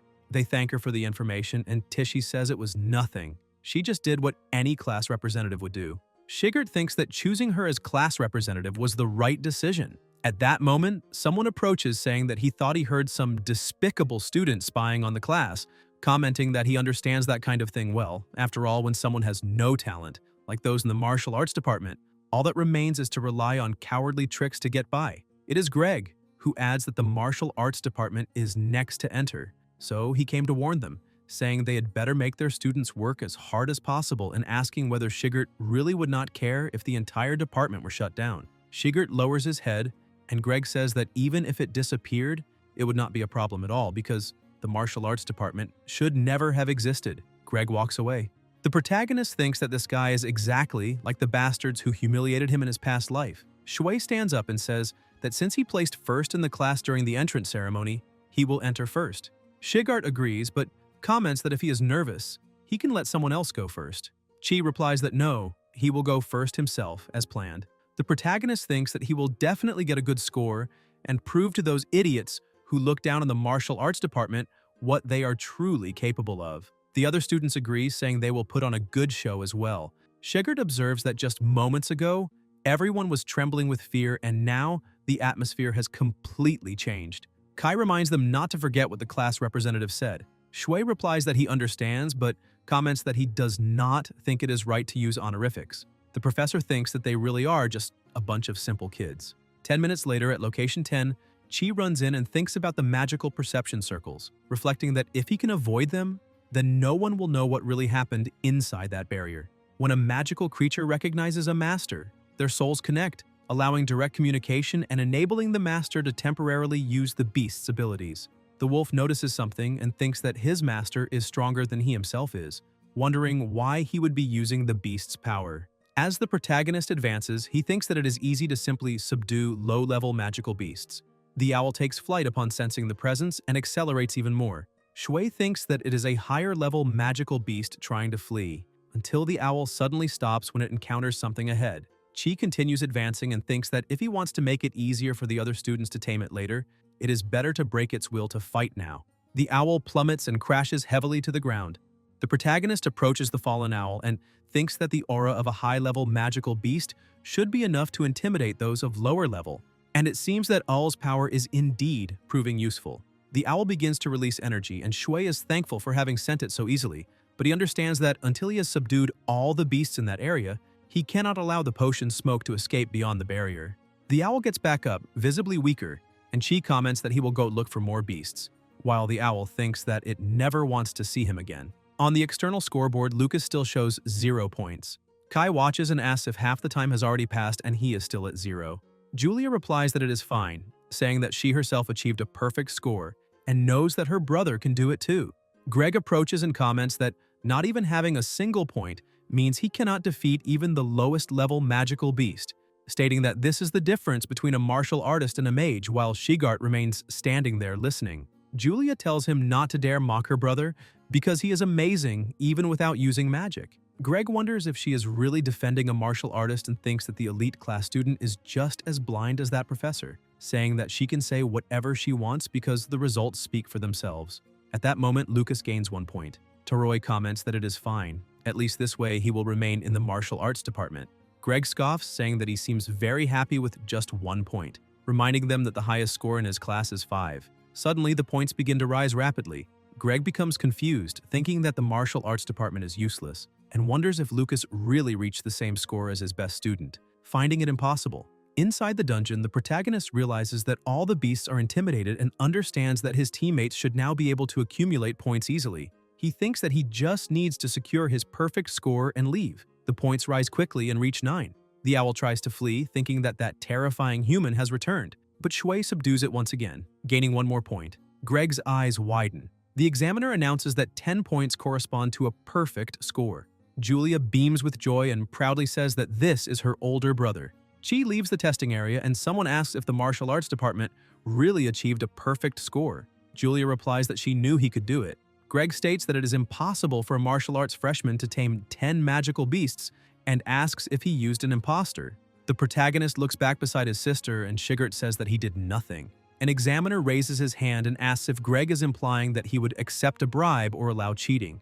Greg realizes that he completely forgot about the examiners and understands that making enemies of people at that level would be a grave mistake. So he says that was not his intention. He only found it suspicious because the same student had already achieved a perfect score on the entrance exam when the dummy shattered. The examiner says that he will investigate the interior of the barrier. Kai comments that they are only mocking the judgment because the martial arts department got a perfect score. Shui replies that it is fine, and tells them to investigate as much as they like because there is nothing to hide. 10 minutes later, the barrier is opened. The owl thinks that now they can see from the outside and that if that terrifying human has disappeared, they should take advantage and flee, and the creatures run in panic. The examiner extends his staff and uses magic to capture one of the beasts, showing that they are extremely agitated but not weakened to the point of justifying any irregularity. Someone nearby asks if he really believes the student achieved a perfect score legitimately. The examiner replies that he found no direct anomaly, but that something clearly affected the creature's behavior. They decide to send those 10 beasts for a detailed inspection and continue the tournament. Soon after, the examiner announces that no problems were found with the results and orders the next competitors to prepare. The protagonist thinks that, although they found no flaws, they still do not trust his abilities, which he finds interesting because the real surprise is yet to come. Tichy runs in to take the test and immediately encounters a wolf. The beast notices her approach but is struck by a direct blow. Tichy thinks that if she cannot subdue it within 30 seconds, she will change strategy and head for the gate. She keeps attacking and the wolf, seized by fear, thinks that she has the same hide as that terrifying monster, wondering if they are companions and if he is still nearby. Tichy clenches her fist and the wolf, completely terrified, does not try to dodge or attack, merely submitting. Tichy finds that strange and wonders whether a level 3 black wolf would really surrender so easily, whether it was just a coincidence, and whether this means that the members of the martial arts department might not be as weak as everyone thinks. Tichy charges at the beasts and her points begin to rise rapidly, leaving the class outside completely thrilled by her performance. Inside the dungeon, she continues attacking without hesitation, piling up points until she reaches 10, the perfect score. People comment that she did it and that she was even faster than Lucas.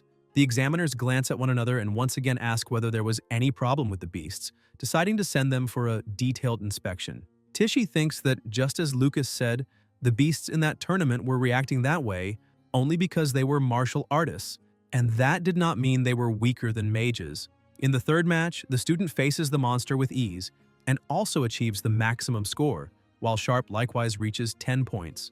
In the fourth match, Collins fights and also obtains a perfect score. In the fifth, Kai trades direct blows with the beasts and defeats them without difficulty, finishing with 10 points. One after another, the students of the martial arts department continue to achieve perfect scores, climbing straight to the top of the rankings in each event as the tournament progresses. Shigert watches everything, smiles discreetly, and walks away while drinking. Elsewhere, the examiner reports that the detailed inspection found no problems with the magical beasts or with the barrier space.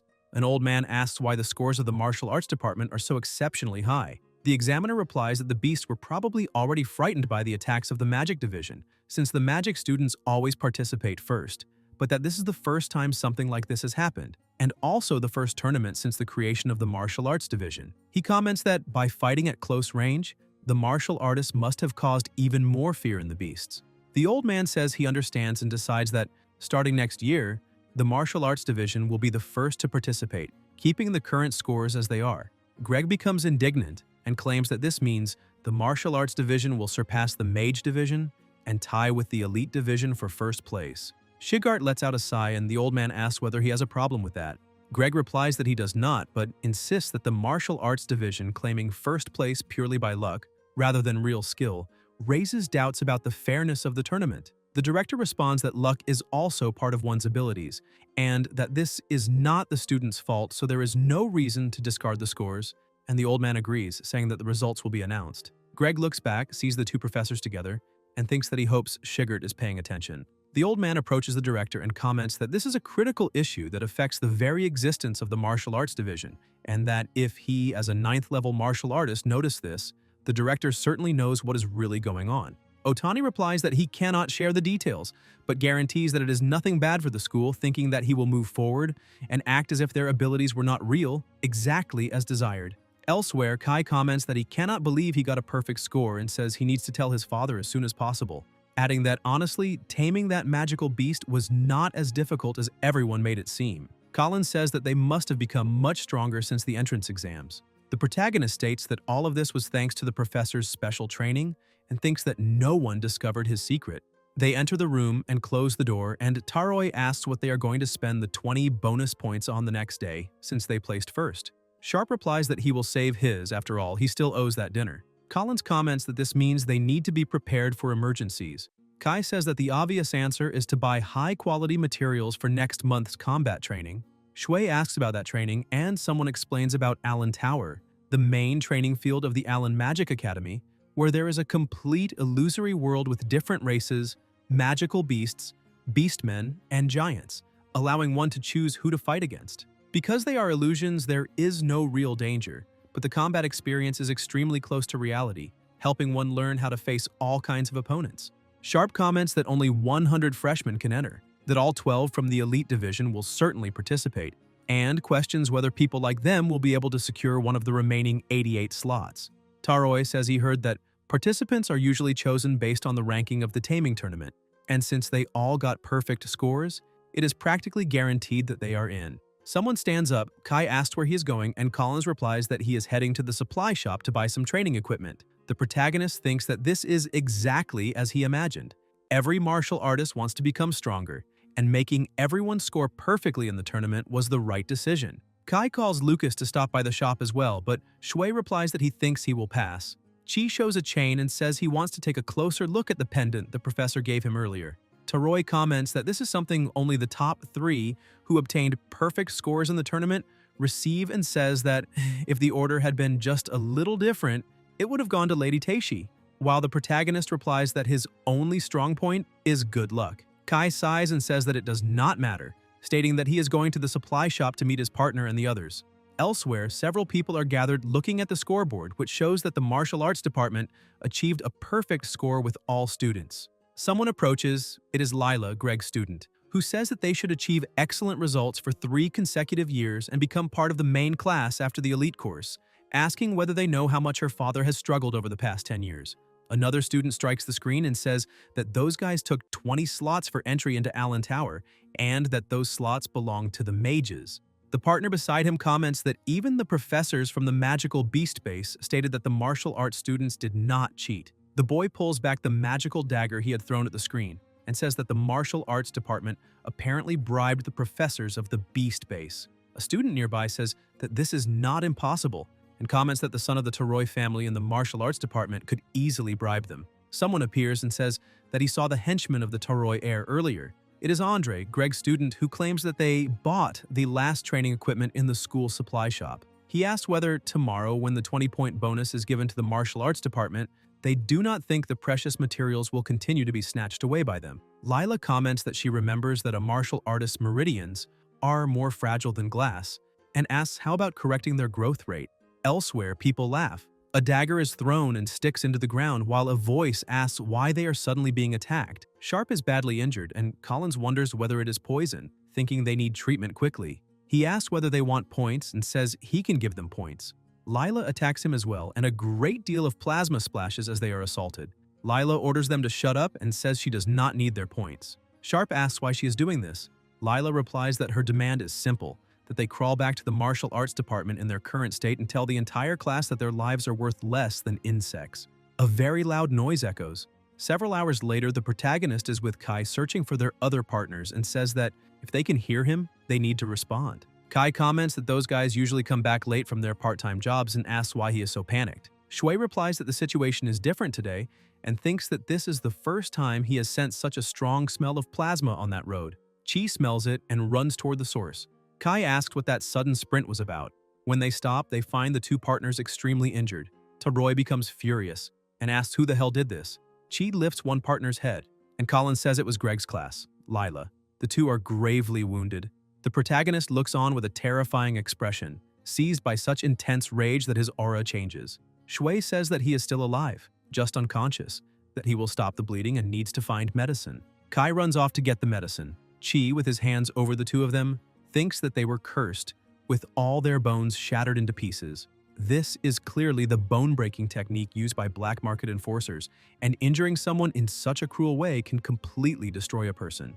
This is not bullying, it is attempted murder. Sharp calls for his father and mother and says that it hurts. The protagonist hears it and says that it is all right, that he will avenge him. Tishi runs over and asks whether the two were attacked. Kai says that he ran into her by chance on the way back. Shui says that they are not in mortal danger but will need to rest for a few days. Taroi says that thank God it was Lucas who provided first aid and states that he will never forgive those bastards. Tishi says that she will go to the student council tomorrow. Kai replies that the teachers are pretending not to see anything, so the student council will not take them seriously either. Chi, extremely irritated, says that he does not care. Tishi thinks about that expression completely different from his usual gentle demeanor. The protagonist says that he will settle this feud no matter the cost. The next day at the class council, a young man says that he understands the situation and asks whether he wants to duel the students from Professor Greg's class. Shui replies yes. If they win, he will demand an apology from the students who attacked the two members of the martial arts department, and if they lose, he will not mind handing over the S-rank bonus to Greg's class. The young man says there is no proof that Greg's class students are the culprits, and asks whether, by mentioning the S-rank bonus, he means that. He shows the pendant and everyone looks. Then he lets it fall to the ground and says that his hand slipped, asking whether, for something as serious as a duel, betting something so cheap is not inappropriate. The pendant lies on the floor. Kai watches and grits his teeth. Chi asks what would be appropriate. The young man runs a hand through his hair and replies that something unique to the school would be more suitable. For example, the entry qualifications for Allen Tower, saying that the losing side will permanently lose the right to enter the tower, and asks what he thinks of that. The protagonist replies that it is fine. The duel is scheduled for 2 days later and draws the attention of all the students. Freshmen dissatisfied with the martial arts department securing slots for Allen Tower applaud Greg's class, and Greg himself even praises the three who attacked the department members. Meanwhile, Shigert makes no specific comment, merely silently intensifying combat training. On the day of the duel, a voice comments that those three are fighting for the martial arts department, and that they will support them with everything they have since this promises to be interesting. Lila says that there are many people watching and that, if he apologizes now, she might forgive him. The protagonist replies that they still do not know how the fight will end. The commentator orders both sides to prepare for the duel and then announces the start. Andre releases his magic. Kai charges and shatters his barrier, and Andre is surprised to see all his attacks deflected. Taroi asks if that is all he has. Andre adjusts his glasses and thinks that he did not even notice he fell into a trap, and that arrogance really does help deceive the enemy. Kai senses something, an intense power approaching and binding his foot. Andre says that he can no longer escape and bids him farewell. Taroi draws his dagger, and a massive explosion erupts, plasma splashing across the ground. Andre smiles and asks if he understands now, saying that this is what one gets for provoking a mage. Kai is extremely irritated, trapped within the ice. Andre asks what that was and says that if he is surrendering, he should speak louder. Lila comments that, as expected, trash remains trash, and says that if he admits defeat now, she will spare his life. The protagonist, irritated, asks how long she plans to keep provoking before being satisfied. Taroi activates his flame attribute and asks whether his magic can also freeze lava in the magical Beast Mountain range. Lila calls him an idiot and tells him to run fast. Another massive explosion occurs. Andre is blasted away and thinks that it was gelatinous lava detonated at point-blank range, wondering whether he does not care about his own life. Kai moves quickly and attacks him. Andre is injured, and someone loudly asks whether a martial artist just wounded a mage. People comment that his legs are completely charred, and that blowing up his own legs to escape the ice prison shows terrifying determination. Taroi thinks that it is exactly as Lucas said. The moment he destroyed the magic that guy released with such confidence, an opening appeared to attack. Andre says that being injured by a mere martial artist is humiliating, but with both legs severely damaged, He can no longer dodge any attacks and must be finished in silence. Kai begins to release his flame attack again, causing a huge impact. Taroi smiles and advances. Kai's hand is frozen, but he easily shatters the ice and says that this is why he hates ice users, because people like that always fail in the end. Andre tells him not to come closer. Taroi attacks him, shattering his glasses and leaving him gravely injured. Andre is sent flying and wonders whether his ice shield was destroyed by sheer brute force, thinking that he never imagined the day would come when he would lose to a mere martial artist. The commentator announces that in the first match, the martial arts department wins. Kai asks his partner if he saw what he did and says it was incredible, commenting that for some reason he is in excellent condition today. The protagonist thinks that this is because he put a homemade ability-enhancing drug in breakfast. Taroi asks whether the next fight will be the classmate against that girl and whether she will be fine. Shui replies that she will definitely be fine. A voice asks what that was just now and says that Andre must have been careless because he is from the Taroi family. Tishi thinks that he won clearly through pure skill and wonders why they simply cannot admit it. Suddenly, Tishi dodges a terrifying attack and realizes that it was a surprise attack from the very start. If it had hit her, she would have been in pieces. Lila says that martial artists are obsessed with honor and ethics, but for mages, the only thing that matters is results. Tishi cuts through the vines and charges, getting very close to attack. Lila spits plasma and wonders how Tishi can be so fast when she is only level 1. She tries to release power through her eyes, but Tishi grabs her arm and says she will explain why. In the code by which martial artists live, there is a teaching to protect human life. Lila tries to use plant magic, but Tishi attacks first, repeatedly, and a voice comments that she is striking the mana meridians with perfect precision. Tishi keeps her fists clenched, and the protagonist thinks that this is exactly as expected of her, with her sharp eyes. Lila screams in pain, and Tishi says that she should not trample so lightly on the pride of a martial artist. The commentator announces that the second match goes to the martial arts department. Lila, collapsed on the ground, drops a few needles from her hand. In another room, a voice asks about poisonous needles, and whether she was really hiding something so dangerous. The vice president questions why something like that was allowed. Theodoro says that she is overthinking it because, in the end, no one was seriously hurt. There is a reason Mr. Shigert chose Tishi as class representative, and this serves as the answer to those who called martial artists weak. The last student of Greg's class thinks that they should have broken their momentum and reclaimed the Allen Tower slots, but now they are the ones being humiliated. There is still a chance if that technique is used again. The students enter the arena, assume attack positions, and the commentator announces the start of the third match. The mage moves quickly and the protagonist stares at him. The mage makes rapid movements and thinks that some mages, like himself, also train physical techniques, and that no one will be able to deal with his high-speed clones. Tishi notices that he is defending at a distance instead of attacking, and wonders how Lucas will respond. Shui thinks that he really does not need to show all his strength. Chi advances to attack him and thinks that he should at least test him. The mage finds this impossible. The protagonist tries to strike him but misses, and the mage wonders whether he truly missed, or if it was his imagination, because for an instant he felt a terrifying presence, commenting that it is a pity. The mage throws a dagger and wounds him. Shui stares at him, and the mage says that he will not withstand his bone-breaking art and that he will crush every bone in his body until the mage notices something wrong.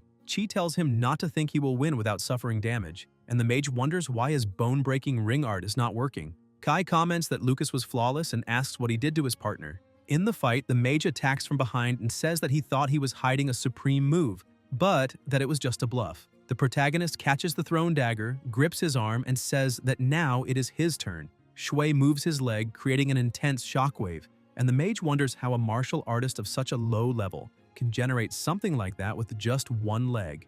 Chi says that now, no matter what happens, there is no reason to worry about who is watching, and asks whether he is ready. The mage tries to summon a magic sword, but the protagonist slams him to the ground, pinning the dagger through his hand. The mage begins to scream in pain and admits defeat. Shui stops his movement, and Greg asks what he is saying, claiming that with his ability he could easily win. Shigart thinks that the man does not even realize how severely injured his own student is, which ends up becoming a problem. Kai cheers, saying they did it, that the martial arts department won all the fights. And people comment that they always despised martial artists, but that perhaps they really can defeat mages in duels. Tishi's eyes widen as she warns her partner to be careful. The mage charges from behind, and in the stands, Aiwa thinks that this cannot be happening. Julia asks what is wrong, and Aiwa thinks that that move looked exactly like the advanced meridian burning technique described in ancient texts. There has not been a single martial artist capable of using this technique in the Empire for the past 100 years, and they wonder who exactly those people are. A voice comments that the three of them were incredibly impressive, and that, when you really think about it, mages are just cowards who rely on surprise attacks. They say that from now on, if any mage dares to look down on them again, they will keep getting challenged to duels. Tichy replies that it is not quite like that she only performed better than normal today. Then someone approaches. It is Shigert, calling them arrogant fools and asking how many times he has told them not to get carried away so easily. A martial artist declares that she will definitely grow stronger and make them regret it. The protagonist thinks the teacher is right, that as martial artists they must have confidence, but not arrogance. Because without constant training there is no real progress. Someone comes over and comments that he is starting to look like a real classroom teacher. Shigert replies that he simply does not want them to end up like him and asks what that means. Linda hands him a letter and says that the magical pathways are shattered like a spiderweb, resembling an ancient forbidden art, the meridian crushing technique. Elsewhere in the infirmary, the mage is in terrible condition. That night, a carriage arrives. Someone gets out extremely furious, slams a hand on the table and asks how a duel between freshmen ended up like this, saying that his son's magic meridians were destroyed, and he will never be able to use magic again. He demands severe punishment for the cruel perpetrator and insists that the martial arts department must take responsibility and be dissolved. A bottle falls to the floor and shatters. Shigart steps forward and questions this severe punishment for the vicious perpetrator, saying the man is right. The magic-breaking trio used in the duel matches perfectly with the spell used on Sharp and Collins, making it clear that those three are the culprits who grievously injured the two students, and that Greg and the others must be punished severely according to the school's regulations. Greg wonders if those guys plan to finish them off during the duel, but questions why this is being brought up now, saying they should not change the subject, because they are discussing who is responsible for Break being struck by a forbidden technique. Shigart replies that it has not been confirmed that it is a forbidden technique, and that Meridian Crusher is not something a novice martial artist can use. Break's father thinks that makes sense, because there is no way the incompetent son of the Ryan family, rejected by the gods, could control an ancient forbidden technique. Greg says that an advanced martial artist could use a forbidden technique, but that the only advanced martial artist present at the duel was the teacher, stepping closer and insinuating that he could be the culprit. Shigart replies that if he could use forbidden techniques, he would have used them on him long ago. The man asks if he truly believes Break was not hit by a forbidden technique, and if so, how he explains Break's current condition. Shigart suggests that it might be karma and thinks that he asked Lucas about it afterward, and Lucas insisted he cannot use forbidden techniques, so he shared his own theory. Break paid large sums to learn torture methods from black market enforcers and was apparently notorious in those circles as a troublesome noble son, and the protagonist thinks perhaps he was worried about information leaking from the underworld. Shigart says that an underworld force took advantage of the duel to act. In the present, the man grows thoughtful, and Break's father asks if he thinks he can dismiss the case with such absurd rumors. Greg says it is only speculation. Shigart says it is true, but still more believable than the idea of a beginner martial artist using an ancient forbidden technique. Either way, the fact remains that someone capable of using forbidden techniques was present, and if they earn that person's resentment carelessly, the consequences will be serious. Meridian Crusher is a terrifying technique, capable of instantly ruining even the most talented mage. In the library, the headmaster walks along, finds a book, and picks it up, noticing that the dust has been wiped away, a sign someone handled it recently. Otani begins to read and thinks the hand shape matches exactly what he imagined. The headmaster keeps reading. At the hot springs in the magical creatures mountain range, the protagonist thinks it is time to begin the final treatment for his two partners. Collins and Sharp are immersed in the water. An intense light spreads, noises echo, and their muscles begin to regenerate. Sharp feels pain as he is compressed, and Shui thinks it hurts, but they must endure a little longer. After the cloud of steam clears, Chi comments that martial artists can also use healing techniques, just like mages. Several days later in Darktown, a carriage stops and a voice announces that they have arrived. Holt comments that soon they will see the children, and Catherine replies yes, saying it has been a while and yet nothing seems to have changed since before. Holt calls her, and Catherine says she only remembered a little of the past, so there is no need to worry. Someone approaches, and Catherine is visibly moved when she sees Cyan, her younger brother, and Iowa's father. 10 years ago, Beastman tribes launched a massive attack on the Empire's borders, igniting new wars. People from all sides united to resist the Beastman armies, and after 3 days and 3 nights of continuous battle, Both sides suffered enormous losses. It was in that war that the young knight commander Holt Ryan and the mage Catherine Miranda first met eyes. Having faced death side by side, the two swore to spend their lives together. However, her father, Duke Miranda, vehemently opposed the marriage, severed family ties, and Catherine cut all contact with the Miranda family. Cyan comments that time passes quickly and that he heard her children are excellent. Their father even said Julia looks very much like Catherine back then. Catherine asks if he truly acknowledges the existence of Julia and the others. Cyan asks if she does not intend to return home and says that, deep down, their father always wanted to see her again. Catherine asks if that is true. Cyan sighs and replies yes, but only her. Catherine immediately understands that does not include her husband. Holt tells her to go ahead, because in any case, he needs to return to the front lines. Catherine tries to say something, but Holt reassures her, saying it is fine, and that he is at least happy they will let her return alone, promising to come get her when the campaign ends. Holt walks away. Cyan thinks that, to reconcile her with their father, he had to swallow his own pride and secretly ask for help. Holt really is a good husband, but their father still has not forgiven the fact that a noble mage married a martial artist, and he thinks that if one day someone could dispel society's prejudice against martial artists, perhaps everything would be different. The protagonist sneezes and finds it strange, thinking he has trained so much that catching a cold makes no sense. Julia comments that it is rare for Kai to buy food for someone else.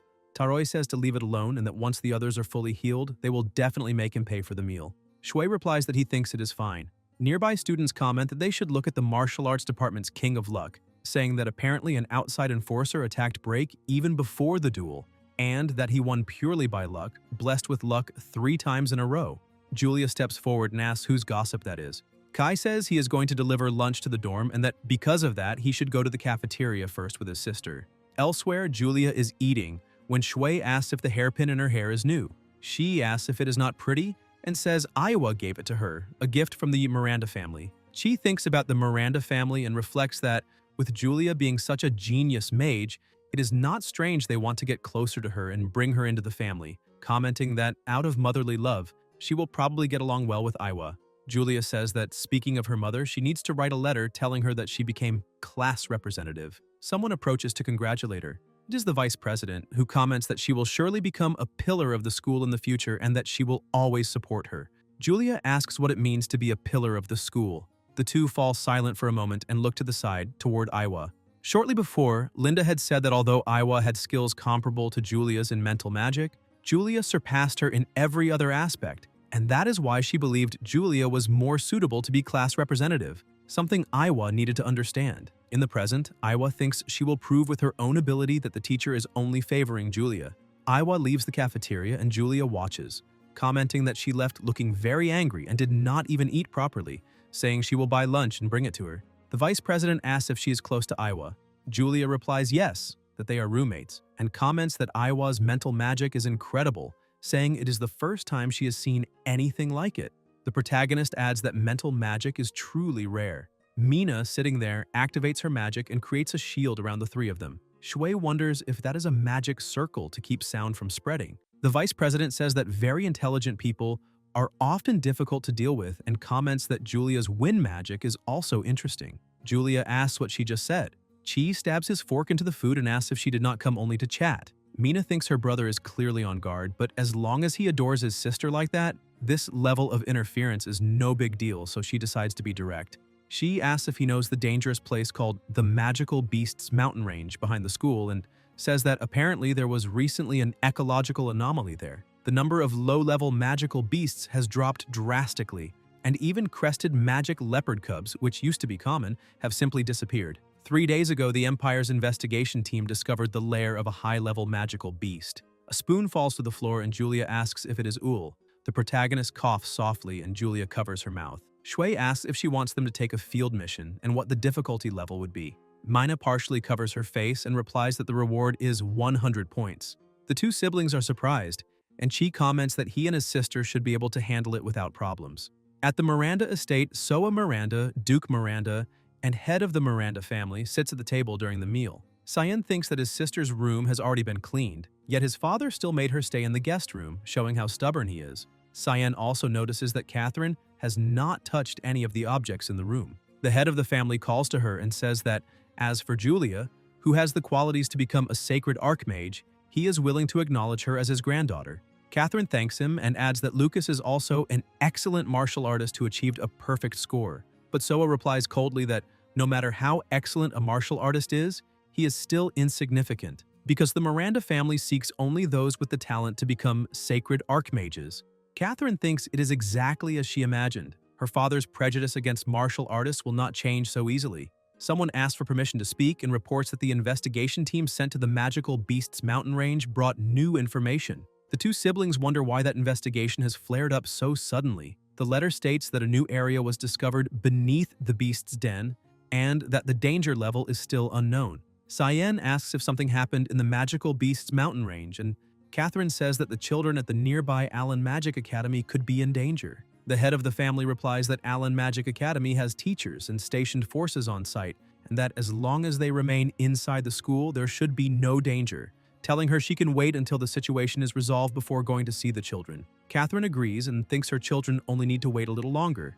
Elsewhere, a voice informs them that the mission must be accepted by at least 5 people, and one of them must be a member of the student council. The vice president is indignant and says that when she checked the day before, there was no participant limit.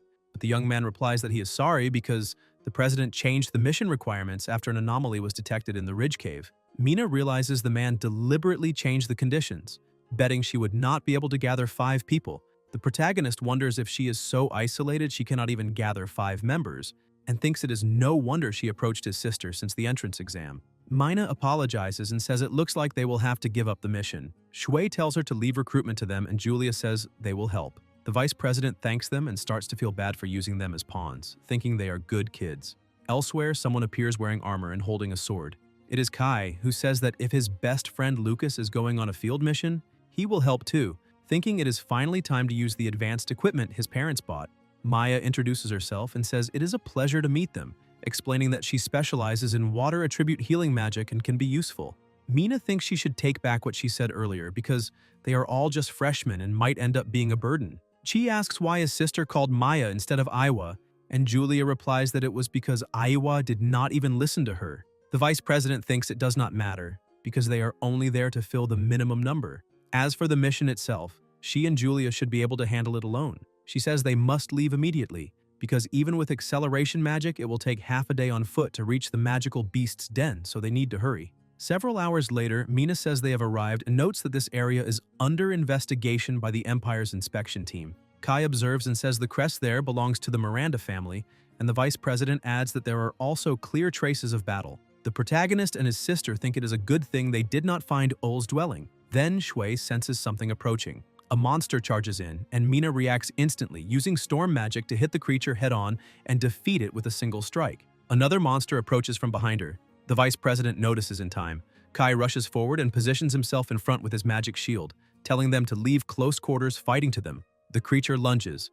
The protagonist strikes it quickly and complains that they should not steal the spotlight, while Taroi taunts, asking if she thinks she can keep up with his speed. Maya activates the water spirit barrier. The monsters surge together, and Mina thinks it has been a long time since she felt coordination like this in a group, commenting that that magical beast clearly does not like wind and lightning magic. Then the vice president notices something different. Julia is gathering a huge amount of mana and activates barrier magic. Lightning is released, striking the monsters, and Julia then lowers her staff. After completely burning the creatures, Kai comments that her lightning magic still has absurd power. The vice president is also surprised, and Julia asks if she said something just now. Mina replies it is nothing and thinks she seriously underestimated the capabilities of those pawns. Maya releases her magic, and Taroi comments, impressed, that it is incredible because the wound healed instantly, saying she looks like a goddess. Maya replies that it is not like that, thinking it is exaggerated to be called a goddess, but she thinks it would be different if Lucas said it. She freezes for an instant, wondering what she is thinking. Inside the cave they enter and comment that the space is enormous. A light turns on, and Julia is impressed, saying there is an even larger area in the back. Kai notes that even a small army could pass through there. The protagonist comments that it does not look like a naturally formed cave, but something deliberately excavated, and that the underground must be infested with magical beasts. The vice president confirms, saying that the deeper they go, the more dangerous it becomes, and everyone must stay on maximum alert. Suddenly, goblins rush in. Julia releases a bolt of lightning and eliminates them with a single strike. The vice president explains that they lived underground for so long that their vision deteriorated, so they rely almost entirely on hearing to hunt. And thunder destroys that hearing, leaving them helpless. Taroi comments that at this rate, if they keep defeating beasts like this, the plan is working. A bit farther on, an explosion happens. Kai runs to lure more beasts while Julia watches and activates her magic together with Mina. Taroi looks surprised as he sees the two intense, devastating spells surging forward together toward the beasts. An explosion echoes through the cave. The protagonist comments that it is really efficient and thinks it is nothing like ordinary area attacks, not even the ones from Reincarnation games.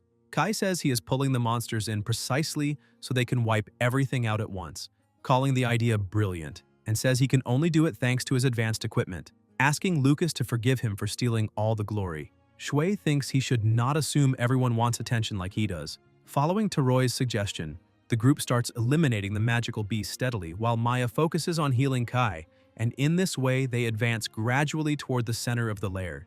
Everyone is exhausted except Chi, who tells them to give his sister and the others a break, and asks if that guy is pretending not to hear. Maya says she thinks so. Taroi comments that he brought everyone there and that the rest depends on him, asking where the others went. They are right next to him, and the protagonist says that even if it is his fault, they will have to sacrifice the comrade. Maya says she is out of magic power, so there is nothing she can do, and Julia tells him to be happy in the afterlife. Maya adds that if there is still even a little rage left in him, she will definitely save him. Suddenly a noise echoes. Maya asks if it is their partner. Shui says no, and that the sound came from the center of the lair, deducing that the research team probably found the boss of that place. The vice president asks if they should go check. Chi smells an intense scent of plasma and tells everyone to drink the recovery potion he brought from home. Mina thanks him and says that with the research team's abilities, they might not even need to intervene, but they will check just in case. Elsewhere in the cave, they find finished-off bodies. The vice president is alarmed and asks if the entire research team was wiped out, saying this is wrong and they need to abort the mission and retreat immediately. The stones around them begin to crack and something approaches. Mina looks terrified and a giant monster emerges, radiating an absurd aura. The vice president asks in shock if that is a minotaur and whether a calamity-class monster is truly there. The protagonist thinks there is no way a creature that strong would appear in a school mission. Something is definitely wrong, but the presence feels familiar as if he has sensed it before. To protect the vice president, Shui steps forward.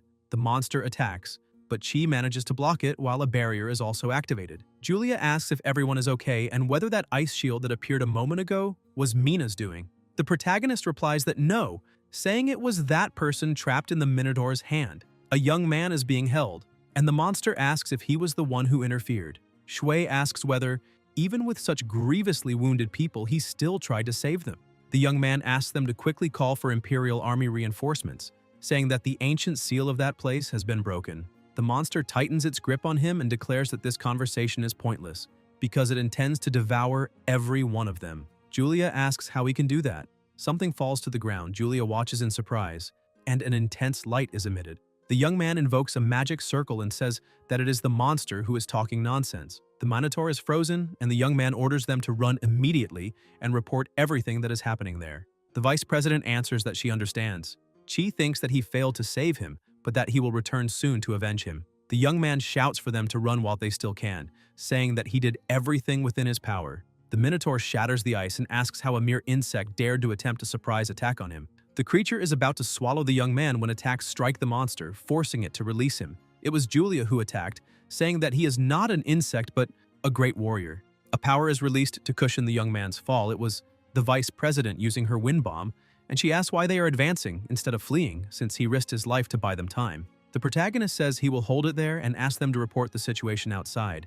Mina states that this is a calamity-class threat and that there is no way a freshman like him can restrain something like that. Shui thinks she is right and that it will not be easy at all. A stone falls to the ground and the Minotaur declares that all of them will be finished. Chi tells them to leave it to him and hurry. The vice president replies that she will not retreat because it is her duty to protect everyone. The protagonist thinks he always imagined her as merely calculating and selfish, but realizes she is braver than he expected. Julia says she cannot flee and leave the two of them behind. Maya suggests sending an enchanted message to Kai, who is at the cave entrance asking for help, and that they will fight together until then. The monster opens its huge mouth. The mages attack together, and Mina says that even working together, they still cannot defeat that thing. Shui asks them to trust one another. Chi moves quickly and says that there is no way they will lose to a monster like that. The Minotaur raises its axe to strike, but notices something. The protagonist approaches with a clenched fist, coming very close. The vice president tells them to keep distracting it, because she will strike when an opportunity appears. The Minotaur calls them small insects. A light is released, and it is Julia charging forward, telling it to leave her older brother alone. She attacks with overwhelming power. Shui slides across the ground in rapid movements and strikes the monster, which lets out a roar, and he realizes he hit its weak point, sealing its movements. Julia launches her magic again together with Mina, and the two attack in unison, causing massive impacts against the terrifying monster. The Minotaur spits plasma and says that once its leg recovers, it will eliminate all of them. Maya says she will not allow that. Maya releases her water magic, striking it head-on. The monster slams its axe into the ground and says that a mere jet of water is nothing, and that now it will devour her, advancing dangerously close. Julia, gathering all her power, asks what he thinks will happen if he is electrocuted while completely soaked. Julia charges and declares that he will pay with his life for killing those soldiers. A terrifying power is unleashed, and the monster is struck head-on. The protagonist understands that she drenched it with water to amplify the electrical attack's power. The Minotaur crashes to the ground with a terrifying boom. Shui thinks that devising a strategy like that in the middle of a crisis is exactly what is expected of an honor student. Chi prepares himself, climbs onto the monster, and says he will deliver the final blow. Then Mina notices something wrong. A terrifying aura begins to spread, accompanied by crushing pressure. The protagonist's eyes widen as he feels that mysterious pressure and wonders what it is. Shui is also shocked, and a terrifying presence seems to appear before them. At the same time, outside, Kai feels the same pressure and wonders if it is an earthquake, deciding to call for reinforcements immediately. They need to hold on. Inside the cave, the absurd pressure keeps increasing. The Minotaur rises even stronger, releasing overwhelming pressure. The protagonist is thrown back but manages to stay on his feet. Shui's ear begins to bleed, spitting plasma. He was injured merely by the sound waves of the monster's voice, and she realizes that the enemy has grown significantly stronger, asking if everyone is all right. The people around them are also injured, as the barriers have been shattered. The vice president falls to the ground. Maya is also down, along with Julia. All of them are injured. The protagonist watches in silence. An extremely loud noise echoes, and Shui assumes a fighting stance. The monster is enveloped in an absurdly intense aura. Chi charges toward it and attacks, saying he will eliminate it. The Minotaur smiles. The protagonist, consumed by fury, rips a piece off it, clenches his fist and attacks again, causing a violent explosion. Shui notices the monster trying to strike him but manages to dodge, and Chi thinks it is as if that creature does not feel pain at all. The protagonist stares at it. The Minotaur is absurdly strong, and Shui notices its arm regenerating. The monster grips its axe and attacks. Chi is pushed back by the wind, and the protagonist realizes he is spitting plasma merely from the air pressure, having underestimated the extent of the damage he suffered from the earlier roar. The monster says it is not bad and comments that the plasma of the strong makes its heart race. Another explosion occurs, but Shui manages to evade. The Minotaur chases after him with the weapon in hand and attacks again, but Chi still manages to dodge thanks to his speed. Rocks begin to fall, and the protagonist realizes that the stones that collapsed earlier are being pushed toward the others. The rocks keep crashing down, and one nearly hits the girls, passing dangerously close to Julia as Shui moves rapidly. The monster opens its huge mouth, emitting a deafening sound, causing impacts and an absurdly terrifying pressure. Chi uses his power to try to contain it and thinks that the roar is being amplified by the echo within the rock walls formed by the earlier collapse. A terrible impact occurs. The protagonist coughs up a large amount of plasma, and the monster takes advantage of the opening to advance. Plasmas spill everywhere. The Minotaur becomes confused and says that with something like that, thinking about it carefully for that very reason, the monster starts laughing and attacks again. But the protagonist manages to dodge and tells him to save that line for after he is defeated. An explosion happens, the Minotaur raises his weapon, and Shui says that as long as he is alive, he will never allow him to lay a hand on his sister or the others.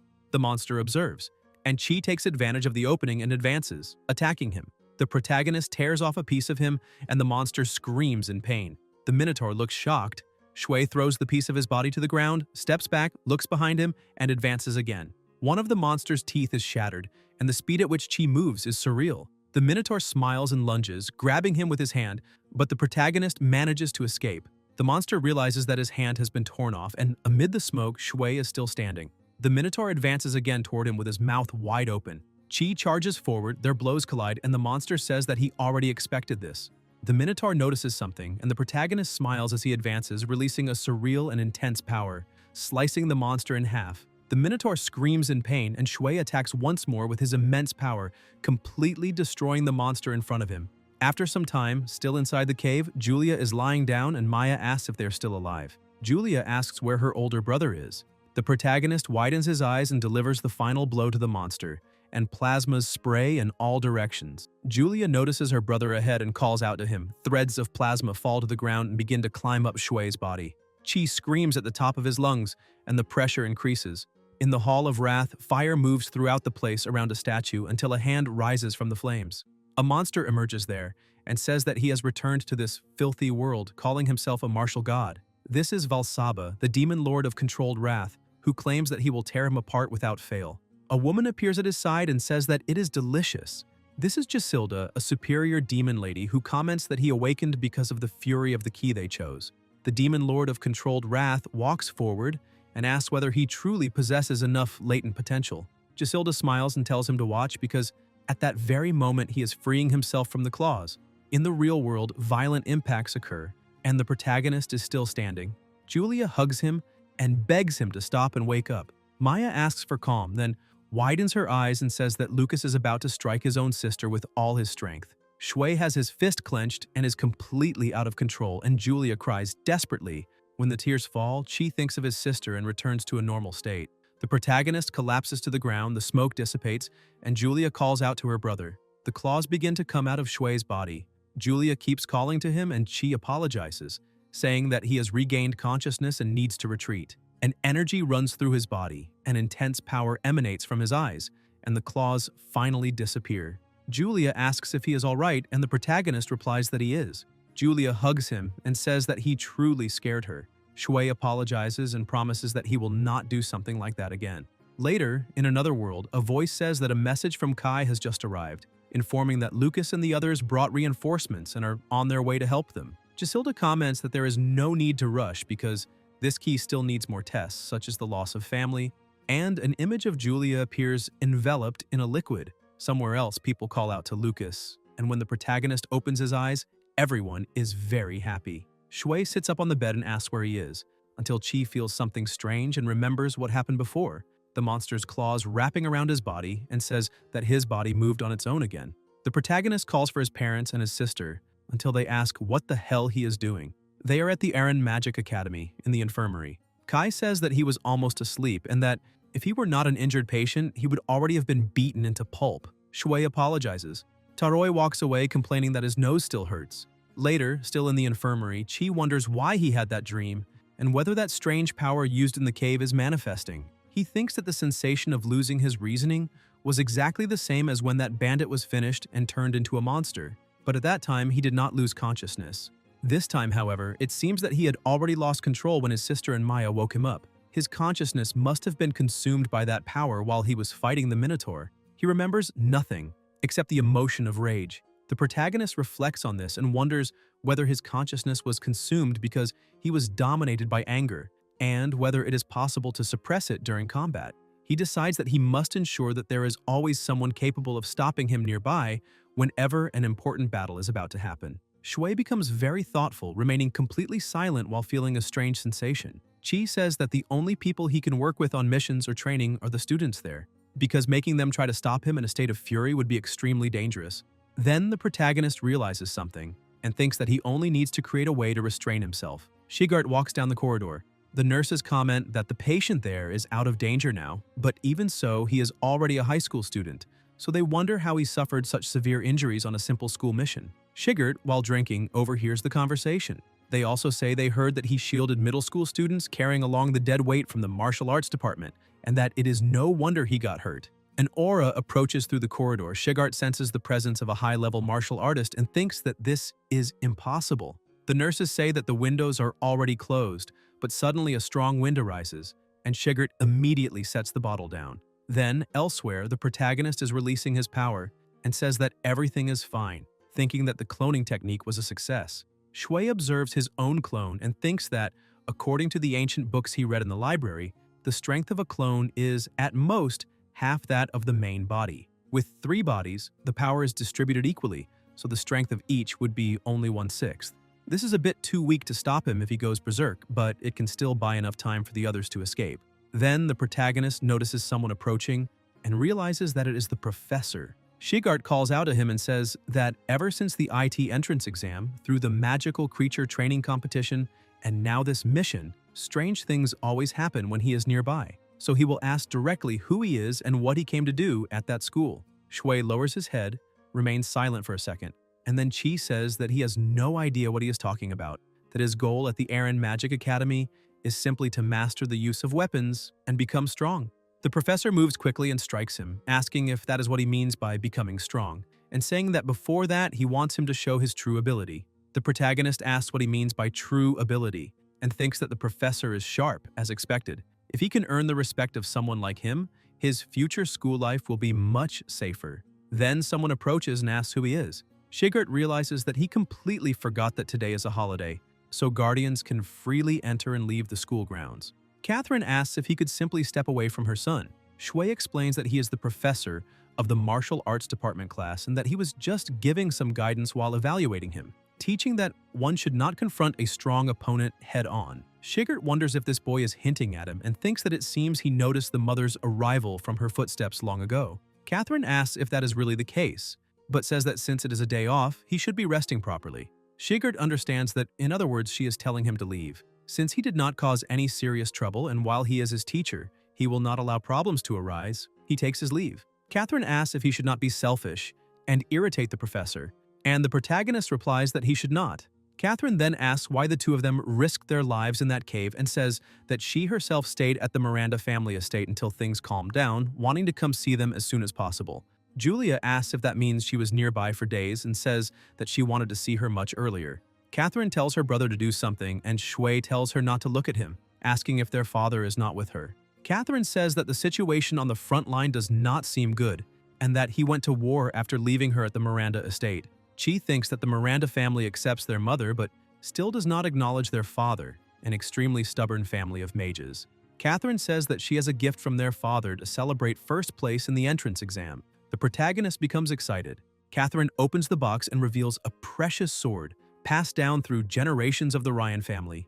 It was damaged during a battle against the Beastmen army decades ago, and the repair is difficult so it lacks practicality. But even so, it is a family heirloom, and his father places great expectations on him. Shui looks at the sword, takes it in his hand, and says that he will do his best not to betray his father's expectations.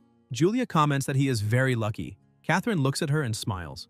Julia asks why the two of them are laughing, and Chi says that the one their mother loves the most is his sister. Catherine says that she has a present for her as well, a beast pill, and that she baked those sweets especially for her. Julia becomes very excited, says that she loves it, eats the sweets immediately, and asks what that is. Catherine replies that her father prepared a beast pill as a gift for Jeremy as well, since Jessica did not come this time, and that she herself kept it. Julia says that she does not like Jeremy, but that she will deliver it, and Catherine tells her to be a good girl. In the male dormitory, a voice announces that he has a visitor, and people ask if it is not Julia, who placed first in the elite department, wondering what she wants there, and commenting that they thought he had mentioned that she is his little sister, saying how incredible it is to think that that genius is his sister, and that they can call Julia next time they have a mission. Jeremy pushes his arm away and releases herbs. The students do not understand and ask what is wrong with him. Jeremy becomes furious because his father and mother did not come to see him even once, and he wonders if, just because Lucas placed first in the entrance exam, they gave the ancestral sword to him. He thinks that he is trash, that he is the only one loved by everyone, and decides that he will steal everything back from him. Catherine says goodbye to them. Time passes in the blink of an eye, and their mother returns to the Miranda estate, but says that she will stay in Darktown for a while, so even if they cannot see her every day, the two siblings are happy. As for Mina, who was seriously injured, the protagonist makes a new elixir, and since they said it was a gift from the Miranda family, no one questions the incredible effect. The vice president comments that it is impressive. A month and a half passes. At the Allen Tower, Collins and Sharp are amazed by the tower. Kai says that, as the symbol of the school, it shines just like he himself does. Shui says that this is a lie. It is a huge tower, and he noticed it from the day he enrolled. Someone coughs. It is Tishy. Shigert orders everyone to be quiet, saying that they are not there to play, that this tour is part of their education, and that everyone should sit in their places. Sharp comments that there is an entire crowd from the martial arts department present, looking at them as if they are chasing dreams far beyond their means when only a handful actually have talent. Taroi, irritated, says that there they go again. Looking down on the martial arts department, the protagonist asks for calm and thinks that, as expected, as soon as the Allen Tower opened, everyone started targeting the martial arts students. To them, the martial artists were just lucky and managed to get 20 slots, and even magic class teachers complained to the principal, saying that martial artists are not needed in the Empire and demanding that the slots be handed over, something truly shameless. But Shigert does not seem worried about the slots being occupied. He trusts the school and the principal very much. The students sit around the professor, and Shigert explains that every year third-year students are the first to enter the Allen Tower to set an example for the new students. A voice calls for the third-year students to prepare. Jeremy says that 3 years have passed since he enrolled in the magic school and that he will finally be able to enter the Allen Tower, while the partners beside him think that this only happened because he has never ranked among the top 100 so far. Someone calls out to him, and a partner comments that it is his genius little sister. Julia tells him to do his best. The partners say that his little sister is cheering for him and that he must not disappoint her. Julia thinks that he does not react to anything and that she is only cheering for him because her mother asked her to, and that is fine. She did exactly what she was told. A student comments that he hopes he will be teleported to a favorable place. Jeremy says that they do not need to worry, that he has been quite lucky lately and thinks that he just needs to wait in the Allen Tower because he will definitely surpass Lucas. A voice orders everyone to place their magic staves in front and close their eyes. Jeremy wonders about that voice and where he has heard it before. The principal watches them through the screen and says that it has finally begun. A circle with an absurd aura is emitted, and the principal also releases power through his eyes. An overwhelming energy rises, and at the center of the circle an intense light is emitted, spreading around the tower. The protagonist observes and thinks that it is an extremely powerful fighting spirit, that there is a martial artist in this school stronger than Shigert, and then wonders why he was so certain that they, the martial artists, could enter the tower, and why the one who can open the doors of the Allen Tower is the strongest martial artist. Elsewhere, 2 people are sitting. One of them comments that recently more and more voices have been demanding that the entry slots of the martial arts department be revoked, and asks if he could say more about the anomaly from last time. The principal remains silent and then says that he has already stated that no anomaly occurred that caused any damage to the school. For now, everything should be kept as it is, and by doing so, the Allen Tower will be opened as planned. The man thinks that if they do not give the martial arts department a chance, no one will be able to enter the tower, and that he has been handed an extremely difficult problem. Inside the Allen Tower, someone is summoned, and it is Jeremy. He thinks that it seems only his consciousness entered that space, but there is no difference at all compared to reality. Even his magic staff is exactly the same one he always uses. His partner asks if he is surprised, since it is his first time, and comments that what is incredible about the Allen Tower is how realistic it is, saying that they need to hurry to find their teammates. Jeremy replies that he is very bossy. Then someone observes them. It is the protagonist, who thinks that this is interesting and that, even from outside, by sensing the waves of mental energy, he can see what the students inside are doing, and that poor Jeremy has been looked down on from the very beginning. Shigert explains that anyone with sufficient ability can see what is happening inside just by sensing the mental energy, and before that he gives a brief explanation. When the test begins, everyone will be teleported to a random location in the space and may decide whether they want to go alone or form a team. If they form teams, the maximum allowed is 3 people, and if they want to advance to the higher floors of the tower, they must work in groups as much as possible. Kai asks if they can form teams, saying that obviously Lucas will join him. Shui comments that based on the tournament rankings, he thinks that the 3 of them and Kai ended up in different groups. Taroi asks if that means he is too good and ended up alone. Shigert thinks that with that expression, Lucas probably was indeed alone. Linda had said that only 5 students from the elite course can do that, and he is one of them. The protagonist tells them to look because someone is coming out. It is 3 third-year students, and Kai comments that it was very fast. Shigert explains that the phantom enemies inside the Allen Tower change their strength according to the student's ability, and that every year there are those who underestimate this and are knocked out immediately, while Shui thinks that he will observe how his half-brother is doing now. In the central tower, Chi thinks that he has found his teammates and that they seem to be heading to the 2nd floor. He really is a lucky guy.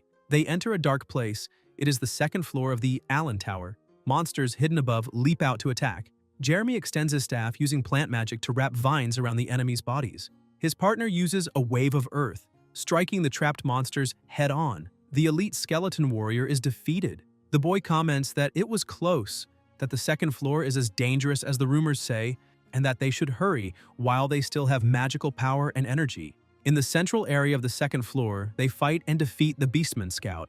They manage to defeat more monsters, skeletons try to attack them, flames are released, eliminating them, and thus they reach the third floor.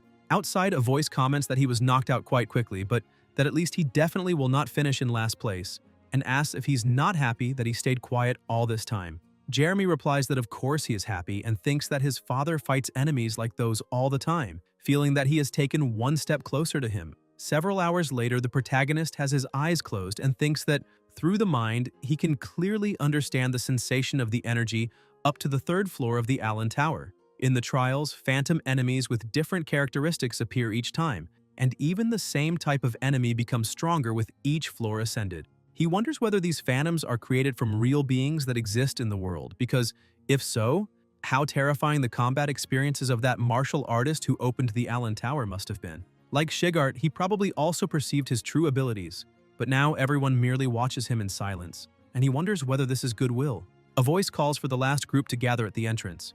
They step forward, and the vice president has already advanced to the entrance of the fourth floor. Mina and her team, who achieved the best results in the domination tournament, will certainly also reach the others. Julia tells her to do her best. The vice president smiles and thanks her, and the inspector asks if her injury has already completely healed. Mina replies that yes, she has fully recovered. The students comment that she is a friend of the genius freshman and is also favored by the teachers, finding it incredible that she has become vice president already in her second year. Her abilities are unmatched except for those of the president at that time.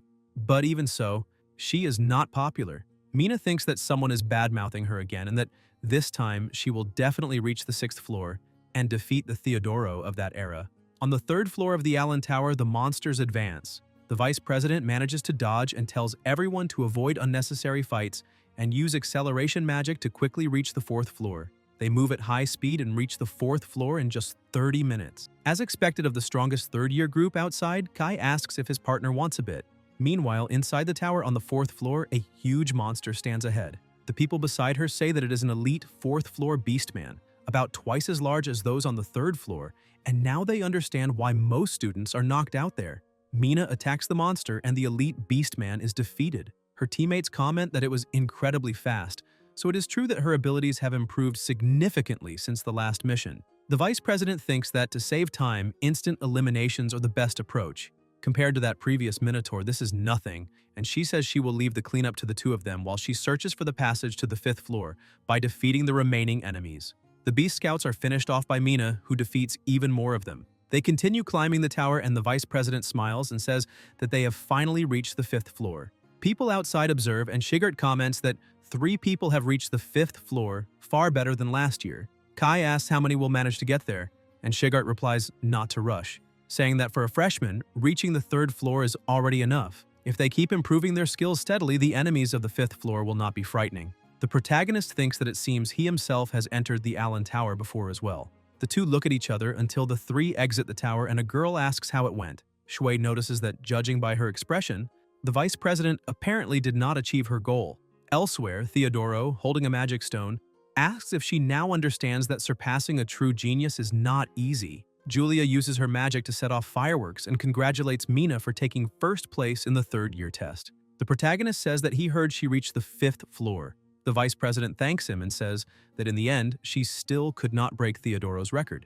Julia comments that he did not stop at the 5th floor either and says that they are tied. Mina replies that no, because when she saw the sword leading to the 6th floor, she could not even remain standing. Back then, Theodoro truly climbed the stairs and almost managed to open the door to the 6th floor, and she thinks that, in other words, the Theodoro of that time was inferior in stamina, tactics, and magical control in every aspect. Mina asks if they found their teammates, and Julia comments that she will join Aiwa. Shui thinks that the news that the Miranda family acknowledged his sister must have reached Aiwa's ears as well, and says that he himself will join his roommates.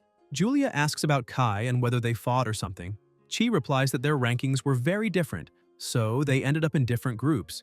Elsewhere, Taroi hugs the protagonist's leg and says that this is why he abandoned him, asking who he should team up with. Tichy asks if he wants to play with them, saying that they were looking for a strong frontline fighter, and that she would really like him on the team. Kai stands up and says that if she insists that much, he thinks he can play with her. Shui thinks that he shifts gears quickly, as always. On the training field, Shigart says that this is great, that it looks like everyone has found partners, and comments that they need to get fired up, asking if they all know what people say about them behind their backs, and that none of them want those insults to become reality. Then the professor notices something, and Tichy steps forward, saying that they will train so hard that nothing will turn out the way those guys expect. Her partner says that they will prove with real ability that they deserve the slots in the Allen Tower. Everyone becomes fired up.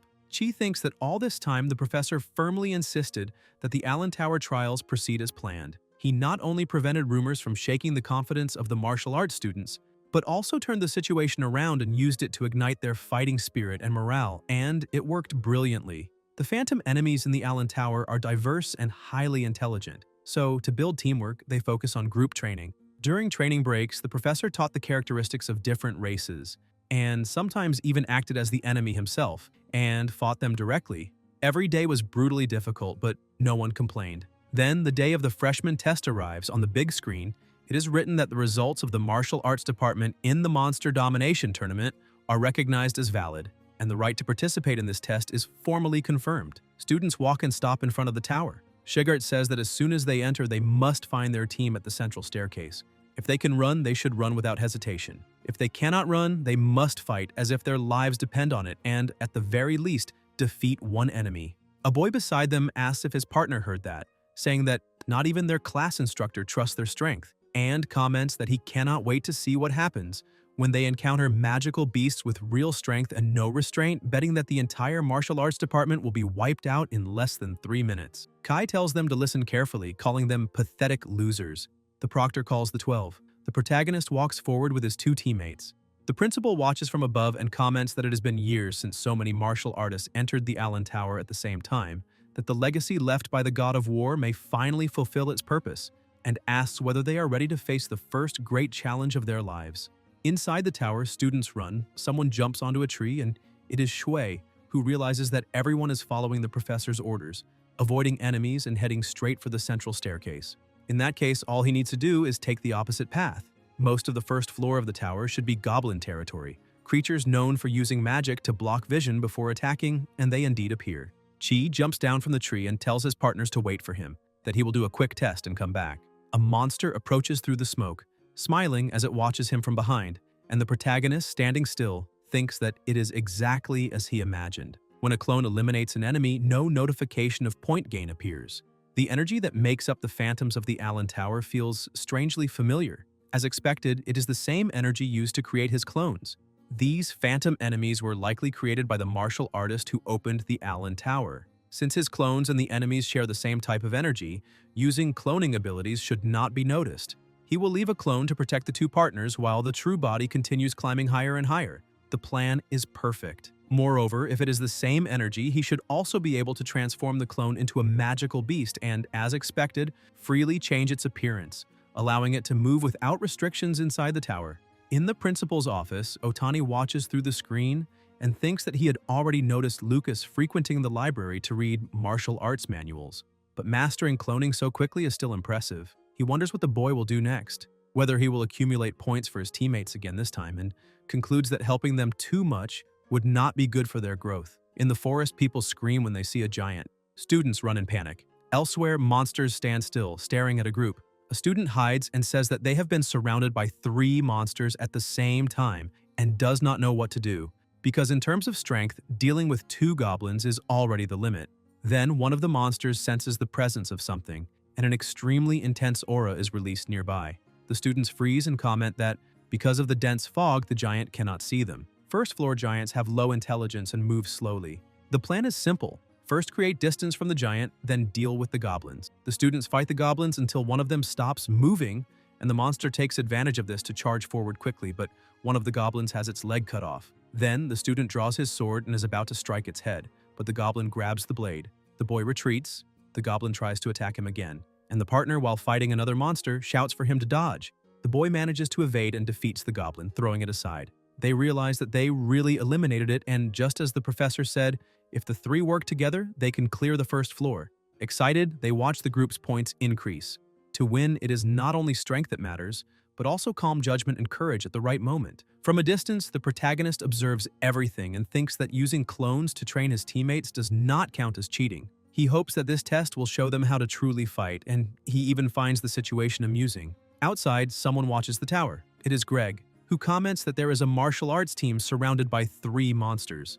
Lila says that it is pure bad luck, and Andre adds that even he himself cannot easily deal with 3 at once, stating that there is no way those weak martial artists can manage. They will probably be knocked out and come running back soon, and Greg thinks they are idiots, because even if the martial arts department manages to enter the Allen Tower, they will only end up embarrassing themselves. That teacher's confidence is painful to watch, almost cringeworthy. Shigert, on the other hand, thinks that facing 3 enemies at once still offers some chance of victory if they act calmly. A noise echoes, and Greg becomes indignant when he realizes that the students actually managed to eliminate them. The 3 gain confidence for a moment until the goblin begins to inflate its mouth. They do not understand what is happening until the goblin releases a dense fog. The 3 realize it is a smokescreen and wonder if it is trying to escape. Without hesitation, they charge together. One of them throws his sword at the goblin, and then the 3 close in, executing a spiraling slash that makes the pressure around them increase drastically. The boy assumes an attack stance and delivers the final blow. The goblin is defeated.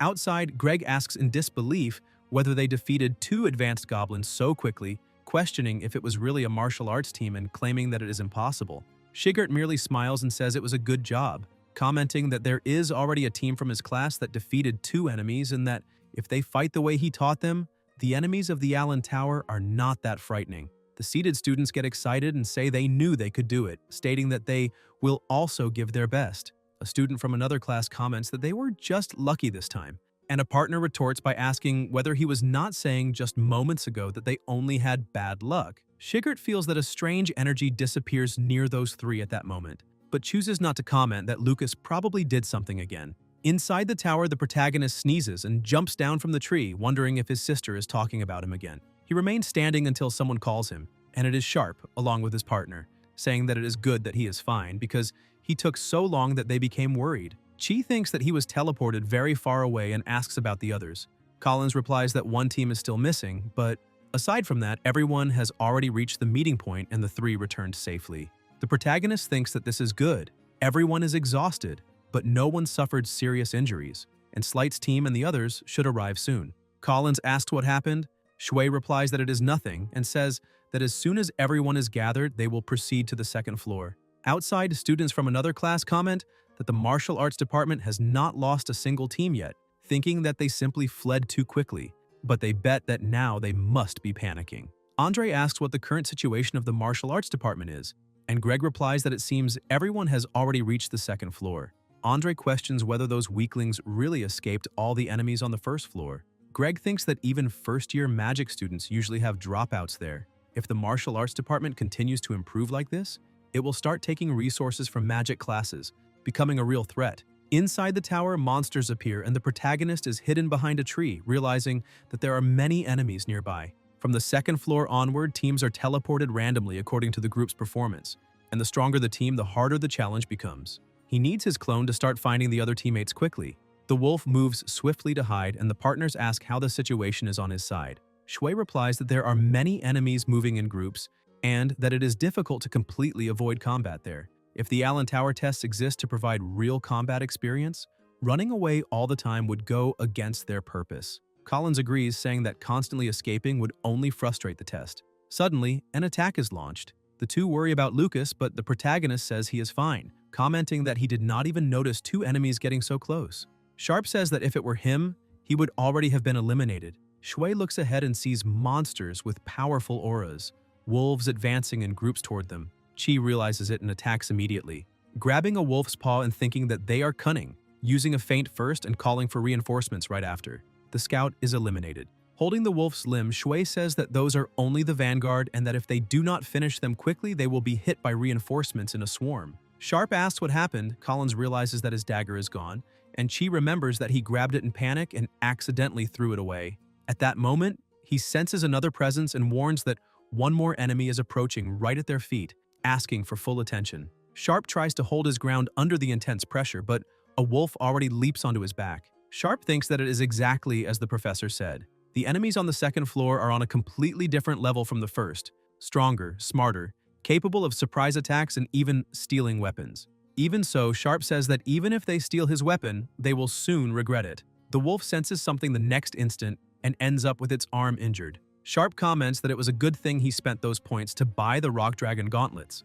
The wolf hesitates for a moment and Sharp charges forward with his fist clenched, saying that when it comes to strength, no one can beat him. However, the wolf manages to dodge, leaving Sharp indignant. Collins advances from behind to draw the creature's attention, shouting that he is there and that now it is his turn. The wolf is pushed forward and Sharp takes advantage of the opening, charging with clenched fists and striking it head-on. The system notifies that the Beastman scout has been defeated. The protagonist praises the teamwork and tells them to keep advancing together as the martial arts department. Outside, some voices ask whether there have still been no dropouts in the martial arts department and say that with their level of skill, they should have been surrounded and annihilated as soon as they reach the second floor. Andre questions whether the martial arts students are so weak that the Allen Tower reduced the difficulty for them, and someone replies that if that were the case, the professors would have already complained. Meanwhile, Greg nervously bites his finger as he watches the students climb the tower.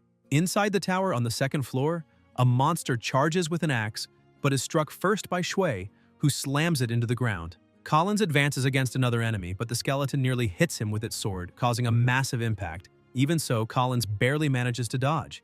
The skeleton is confused, and Collins takes advantage to rush in, cutting it into pieces, even though the creature's final movement is still a sword attack against him. Sharp runs quickly to protect his partner and asks how many they have taken down. Collins replies that it is 3 and comments that, curiously, he is getting tired much more slowly today. The protagonist, Hidden, lets out a war cry, and they feel a wave of energy course through their bodies again. Shui thinks that everyone reached the second floor without even a scratch, and that, if he uses the hero's war cry technique, together they can clear that floor. They continue advancing as a group when monsters begin to approach, but someone Hidden fires a long-range attack and knocks one down.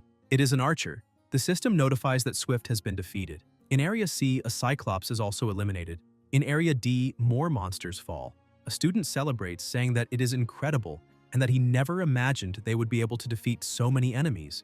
At this pace, they really can reach the third floor. Beastmen continue to be defeated, while a beast watches the group conversing from afar. Outside the tower, a voice announces that all 12 martial arts students have reached the stairs to the third floor, commenting that they do not look like freshmen and questioning what the hell the professor taught them, adding not to say that everyone will reach the third floor at this rate.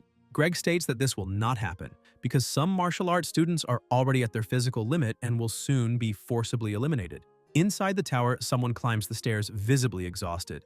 It is Collins, who ends up stumbling but is caught by the protagonist, who asks if he is all right. Collins replies that this is his limit and that there is no need to worry, he can continue. Shui remains silent while other students also say they have reached their limit and that he can go on alone to the third floor to prove his strength to those idiot mages. Sharp places a hand on his partner's shoulder and says that they came this far together and that they should at least try to reach the third floor as a team. Chi agrees, saying that after all they are a team and that they will pass through that third floor door as one. Everyone agrees, stating that they will use what strength they have left to advance together. The proctor announces that the number of students who reach the third floor of the tower is 12. They enter the third floor, which is engulfed in flames. The students look around in surprise until they notice monsters approaching.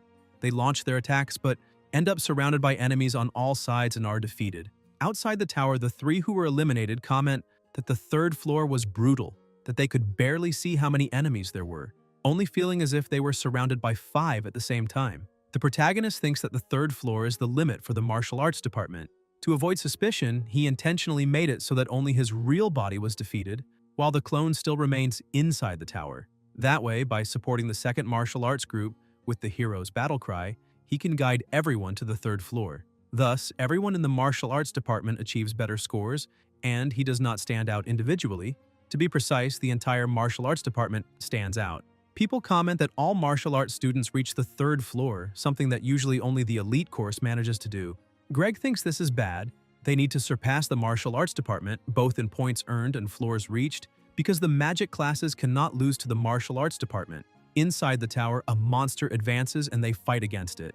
Meanwhile, the principal is in his office and asks whether losing to martial artists is really so unbearable. He comments that Greg has been using magical power like water since the first floor and questions what he will do on the second and third floors, saying that he is getting irritated and losing his composure far too easily, and that not much can be expected from this year's magic class freshmen. Then the announcements are made. Group 3 withdrawals, all eliminated on the second floor.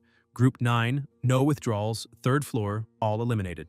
A voice announces that no student ranked 40th or below reached the third floor, and that, in fact, some teams were completely eliminated on the first floor. Greg, extremely irritated, puts his hand on a student's shoulder and says that this is absolutely wrong, that it is a trap for the mage classes because the enemies only multiplied and became stronger when it was the mage's turn. The student asks him to calm down.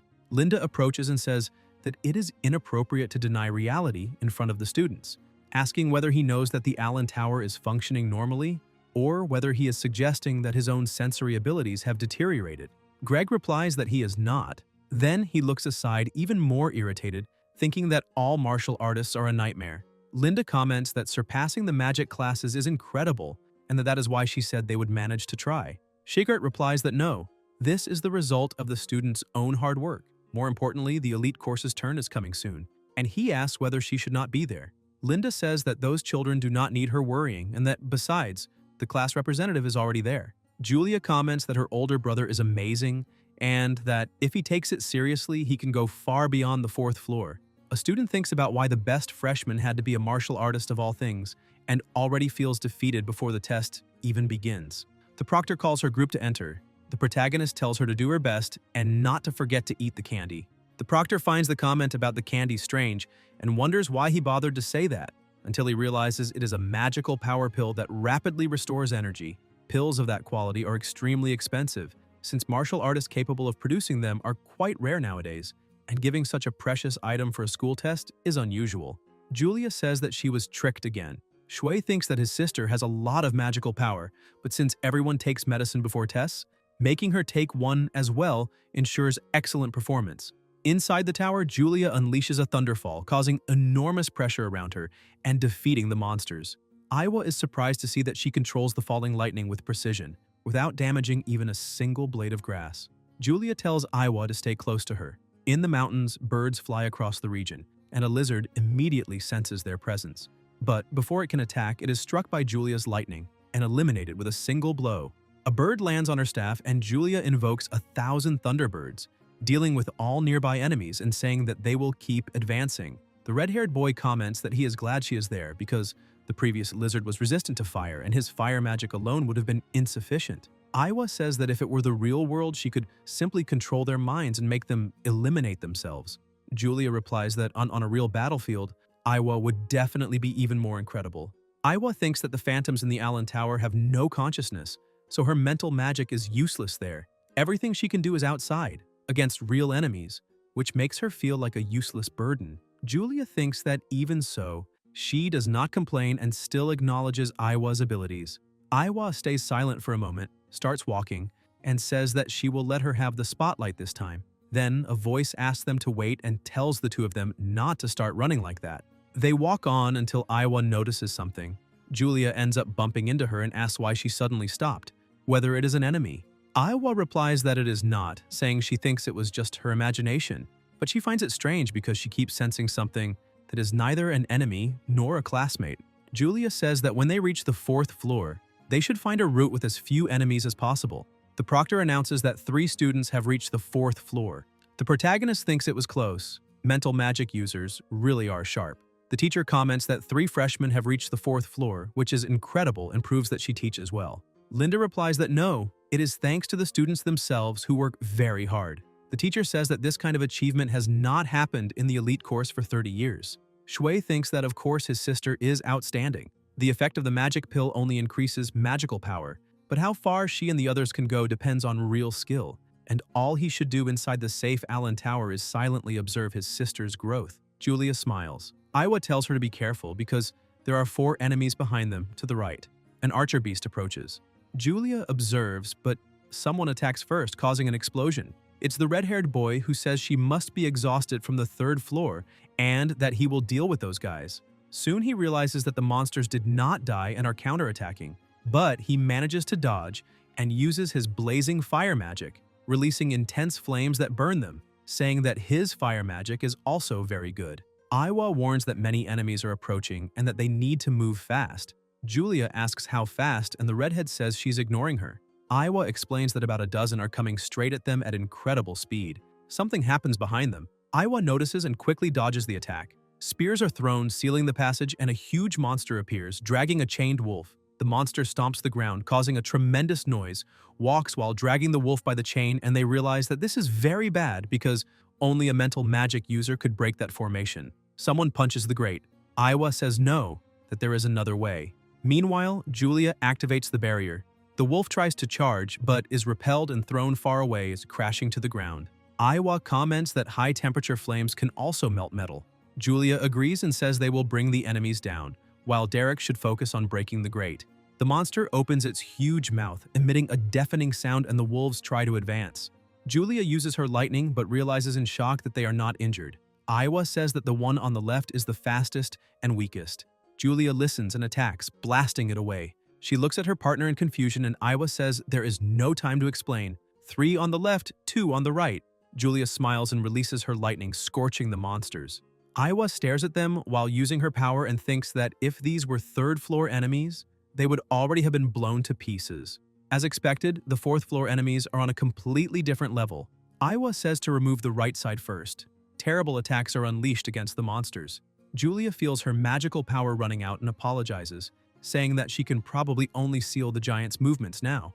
Aiwa grits her teeth and tells her to watch for an opening and defeat the wolf. Julia replies that she understands, but wonders what Aiwa is talking about, thinking that she is already doing more than enough and that she herself should be the one apologizing. The wolf is attacked and lets out an extremely loud roar. The barrier begins to crack. Julia, exhausted, says that they defeated all of them and that the giant still cannot move, so they should be safe once they get out, and asks if she can boast about having protected her classmates like a true class representative. Aiwa replies that she is getting far too conceited. Suddenly, Aiwa's eyes widen as she realizes they are about to be attacked. She blocks the blow and wonders how this is possible because she did not sense a new group of enemies approaching. Aiwa is struck and tells Julia to run quickly. The monster defeats her, and Julia screams, "No."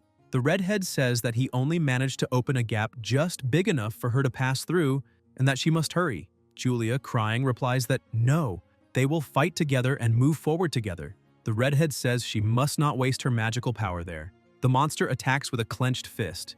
The redhead tries to block it with his flames and tells his partner to at least move forward until a terrible explosion erupts.